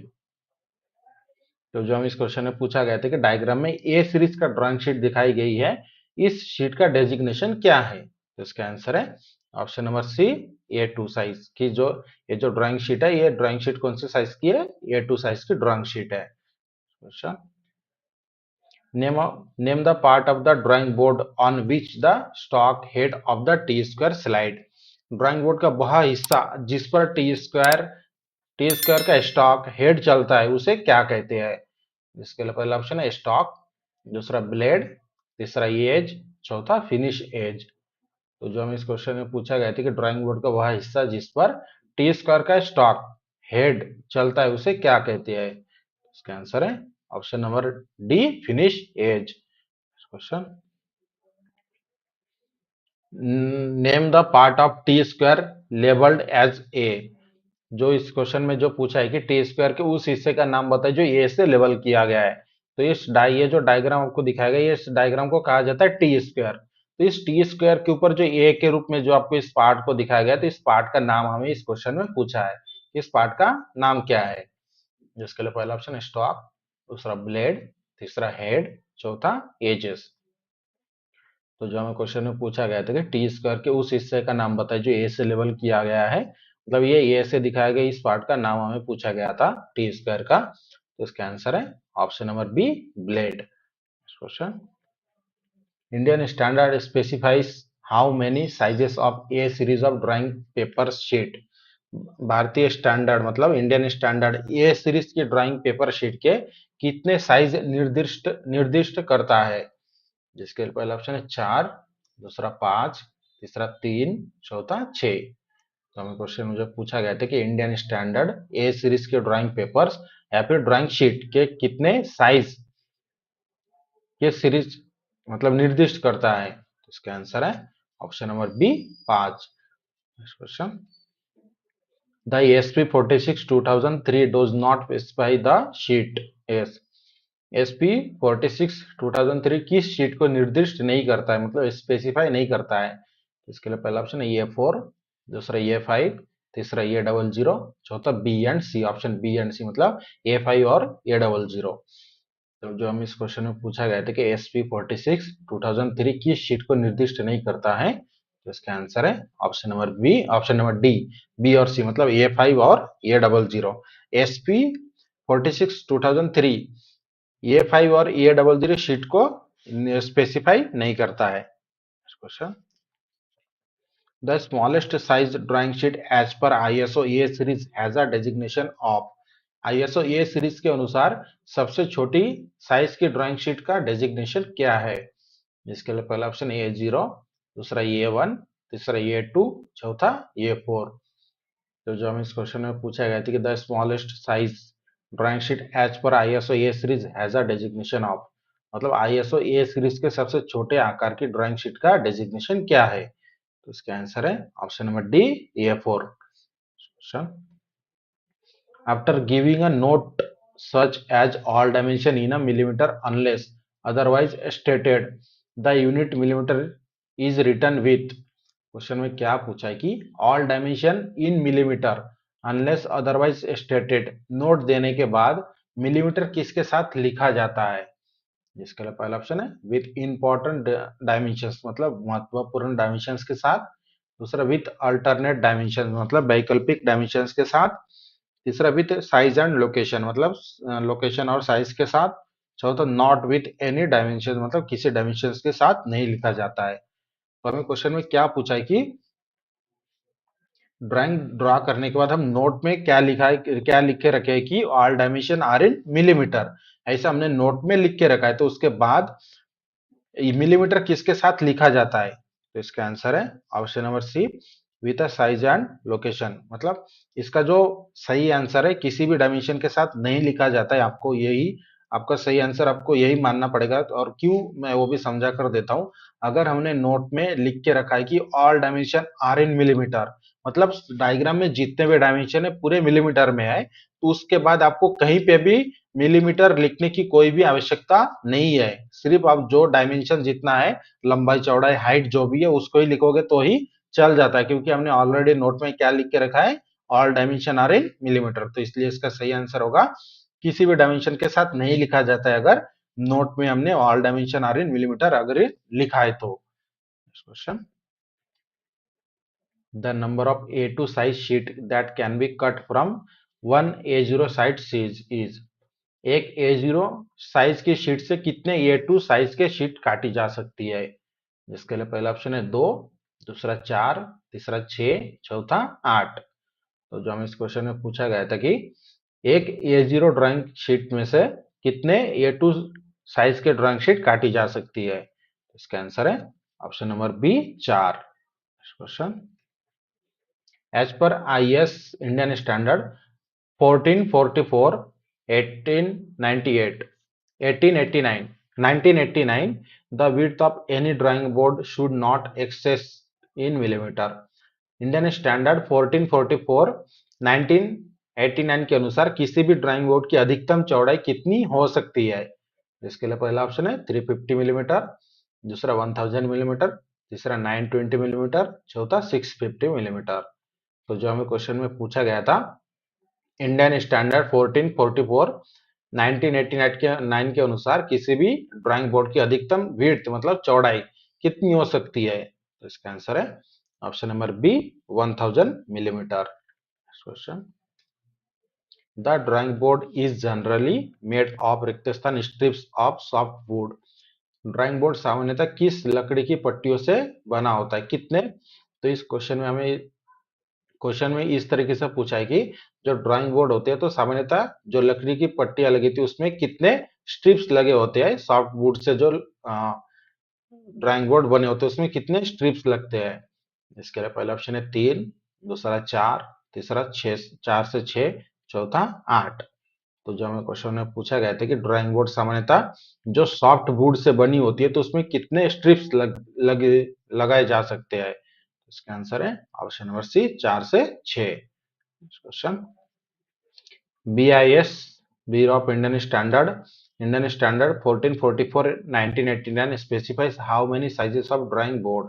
BIS standard Indian standard 1444 1989 drawing board के कितने साइज निर्दिष्ट करता है? इसके लिए पहला ऑप्शन है 1, दूसरा 4, तीसरा 3, चौथा 5।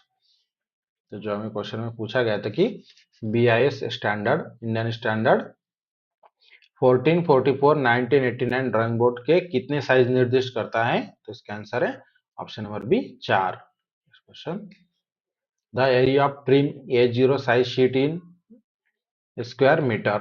ट्रिम की हुई A0 साइज की शीट का क्षेत्रफल कितना है स्क्वायर मीटर में? इसके लिए पहला ऑप्शन है 1, दूसरा 2, तीसरा 3, चौथा 0.5। तो जो हमें क्वेश्चन में पूछा गया था कि ट्रिम की हुई A0 साइज की शीट का क्षेत्रफल कितना होता है स्क्वायर मीटर में? तो इसका आंसर है option number A 1 square metre होता है। Question, the area of A0 into 2 size sheet is metre square. A0 into 2 size की शीट, ये 2 A0 का क्षेत्रफल कितना होता है मीटर स्क्वायर में? इसके लिए पहला ऑप्शन है 1, दूसरा 2, तीसरा 13, चौथा 1.5। तो जो हमें क्वेश्चन में पूछा गया था कि A0 इंटू 2 शीट के आकार की शीट, ये 2A0 का क्षेत्रफल लगभग कितना होता है मीटर स्क्वायर में? तो इसका आंसर है option number B 2। Question, the longer side of A0 drawing sheet is. A0 drawing sheet का लंबा किनारा कितना होता है? जिसके लिए पहला ऑप्शन है 841 मिलीमीटर, दूसरा 1200 मिलीमीटर, तीसरा 1300 मिलीमीटर, चौथा 1189 मिलीमीटर। फिर जो हमें क्वेश्चन में पूछा गया था A0 ड्राइंग शीट का लंबा किनारा कितना होता है? तो इसका आंसर है option number D 1189 millimetre. Question, the width or shorter side of A4 sheet is 210 mm. Its longer side can be determined by multiplying 210 with। Question में क्या पूछा है कि A4 ड्राइंग शीट की चौड़ाई, छोटे किनारे की चौड़ाई 210 मिलीमीटर है, लंबा किनारा किससे गुना करके पाया जा सकता है? इसके लिए पहला ऑप्शन √3, दूसरा 0.5, तीसरा 0.75, चौथा √2। तो हम क्वेश्चन में जो पूछा गया था कि A4 साइज की जो ड्राइंग शीट होती है उसकी जो चौड़ाई होती है छोटे किनारे की उसकी होती है 210 मिलीमीटर। और लंबे किनारे की अगर हमें लंबाई कैलकुलेट करना है तो हमें किससे गुना करके हम उसकी लंबाई को कैलकुलेट कर सकते हैं। तो इसका आंसर है option number D, under root of 2 से। अंडर रूट ऑफ 2 इंटू 210 करेंगे तो इसका लंबा साइड निकल जाएगा। Question, the figure below show a set of drawing board and t square, the total number of ebony edges is। तो हमें question में जो पूछा है कि नीचे नीचे ड्राइंग में नीचे इमेज में ड्राइंग बोर्ड और टी स्क्वायर दिखाए गए हैं। कुल एबोनी एजेस की संख्या कितनी है, मतलब ये जो डायग्राम आपको दिखाया है इसमें आपको ड्राइंग बोर्ड और टी स्क्वायर दोनों का डायग्राम आपको यहाँ पर आप देख सकते हो। हमारा ड्राइंग बोर्ड है, ये हमारा टी स्क्वायर है। तो इसमें टोटल एबोनी एजेस कितने हैं जो आपको पहचानना है। इसके लिए पहला ऑप्शन है 1, दूसरा 2, तीसरा 3, चौथा 4। तो जो हमें क्वेश्चन में पूछा गया था कि जो इमेजेस आपको दिखाए गए इस इमेज में ड्राइंग बोर्ड और टी स्क्वायर दिखाए गए, तो इसमें टोटल एबोनी एजेस कितने हैं। इसका आंसर है ऑप्शन नंबर बी, 2 एजेस है। Question, the standard for lettering on technical drawing to be follow in India is. भारत में टेक्निकल ड्राइंग पर लेटरिंग के लिए पालन करने वाला स्टैंडर्ड कौन सा है। इसके लिए पहला ऑप्शन है SP 46 2003, दूसरा इंडियन स्टैंडर्ड 696, तीसरा इंडियन स्टैंडर्ड 9609 2001, चौथा ऑप्शन है इंडियन स्टैंडर्ड 1444 1989। तो हमें जो क्वेश्चन में पूछा गया था कि भारत में टेक्निकल ड्राइंग पर लेटरिंग के लिए पालन करने वाला स्टैंडर्ड कौन सा है, तो इसका आंसर है option number C, Indian standard 9609 2001। Question, the international practice for lettering on technical drawing is to be used, रिक्त स्थान lettering and number. Technical drawing पर अंतरराष्ट्रीय प्रथा में किस प्रकार की लेटरिंग और अंकों का उपयोग किया जाता है। इसके लिए पहला ऑप्शन है इंग्लिश, दूसरा रोमन, तीसरा फ्रेंच, चौथा ISO। तो जो हमें क्वेश्चन में पूछा गया था कि टेक्निकल ड्राइंग पर अंतरराष्ट्रीय प्रथा में किस प्रकार की लेटरिंग और अंकों का उपयोग किया जाता है, तो इसका आंसर है ऑप्शन नंबर ए, इंग्लिश में। क्वेश्चन, स्टैंडर्ड abbreviation symbols और unit are indicated in. Standard abbreviation symbol या यूनिट किस में दिखाई जाती है। इसके लिए पहला ऑप्शन है अपर केस लेटर, दूसरा लोअर केस लेटर, तीसरा mix of upper case and lower case letter, चौथा ऑल ऑफ दिस। तो जो हमें क्वेश्चन में पूछा गया था कि स्टैंडर्ड एब्रिएशन सिंबल्स और यूनिट किस में दर्शाई जाती है, तो इसका आंसर है option number D, all of this. मतलब अपर केस लेटर में भी दिखाते हैं, लोअर केस लेटर में भी दिखाते हैं और अपर और लोअर दोनों का मिक्सिंग करके भी दिखाया जाता है।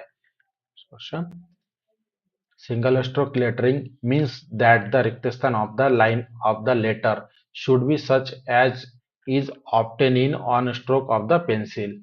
सिंगल स्ट्रोक लेटरिंग का मतलब है कि लेटरिंग मतलब अक्षर की लाइन की जो लेटर होते हैं लेटर की लाइन की रिक्त स्थान ऐसी होनी चाहिए कि वह पेंसिल के एक स्ट्रोक में बनाई जा सके। इसके लिए पहला ऑप्शन है थिकनेस, दूसरा लेंथ, तीसरा विड्थ, चौथा ऑल ऑफ दिस। तो हमें क्वेश्चन में क्या पूछा है कि सिंगल स्ट्रोक लेटरिंग का मतलब है कि लेटर की लाइन की रिक्त स्थान ऐसी होनी चाहिए कि वह पेंसिल के एक स्ट्रोक में बनाई जा सके। तो इसका आंसर है option number A, thickness. Question, in pentagon prism how many rectangular faces have the same area. Pentagon prism में कितनी आयताकार सरफेस समान क्षेत्रफल वाली होती है। इसके लिए पहला ऑप्शन है 7, दूसरा 5, तीसरा 2, चौथा कोई नहीं। तो जो हमें क्वेश्चन में पूछा गया था कि पेंटागन प्रिज्म में कितने आयताकार सरफेस एक समान क्षेत्रफल वाले होते हैं, तो इसका आंसर है option number B, 5। Question, a solid square prism has been cut by a plane parallel to its base, how many plane surface does the remaining portion of the prism have now।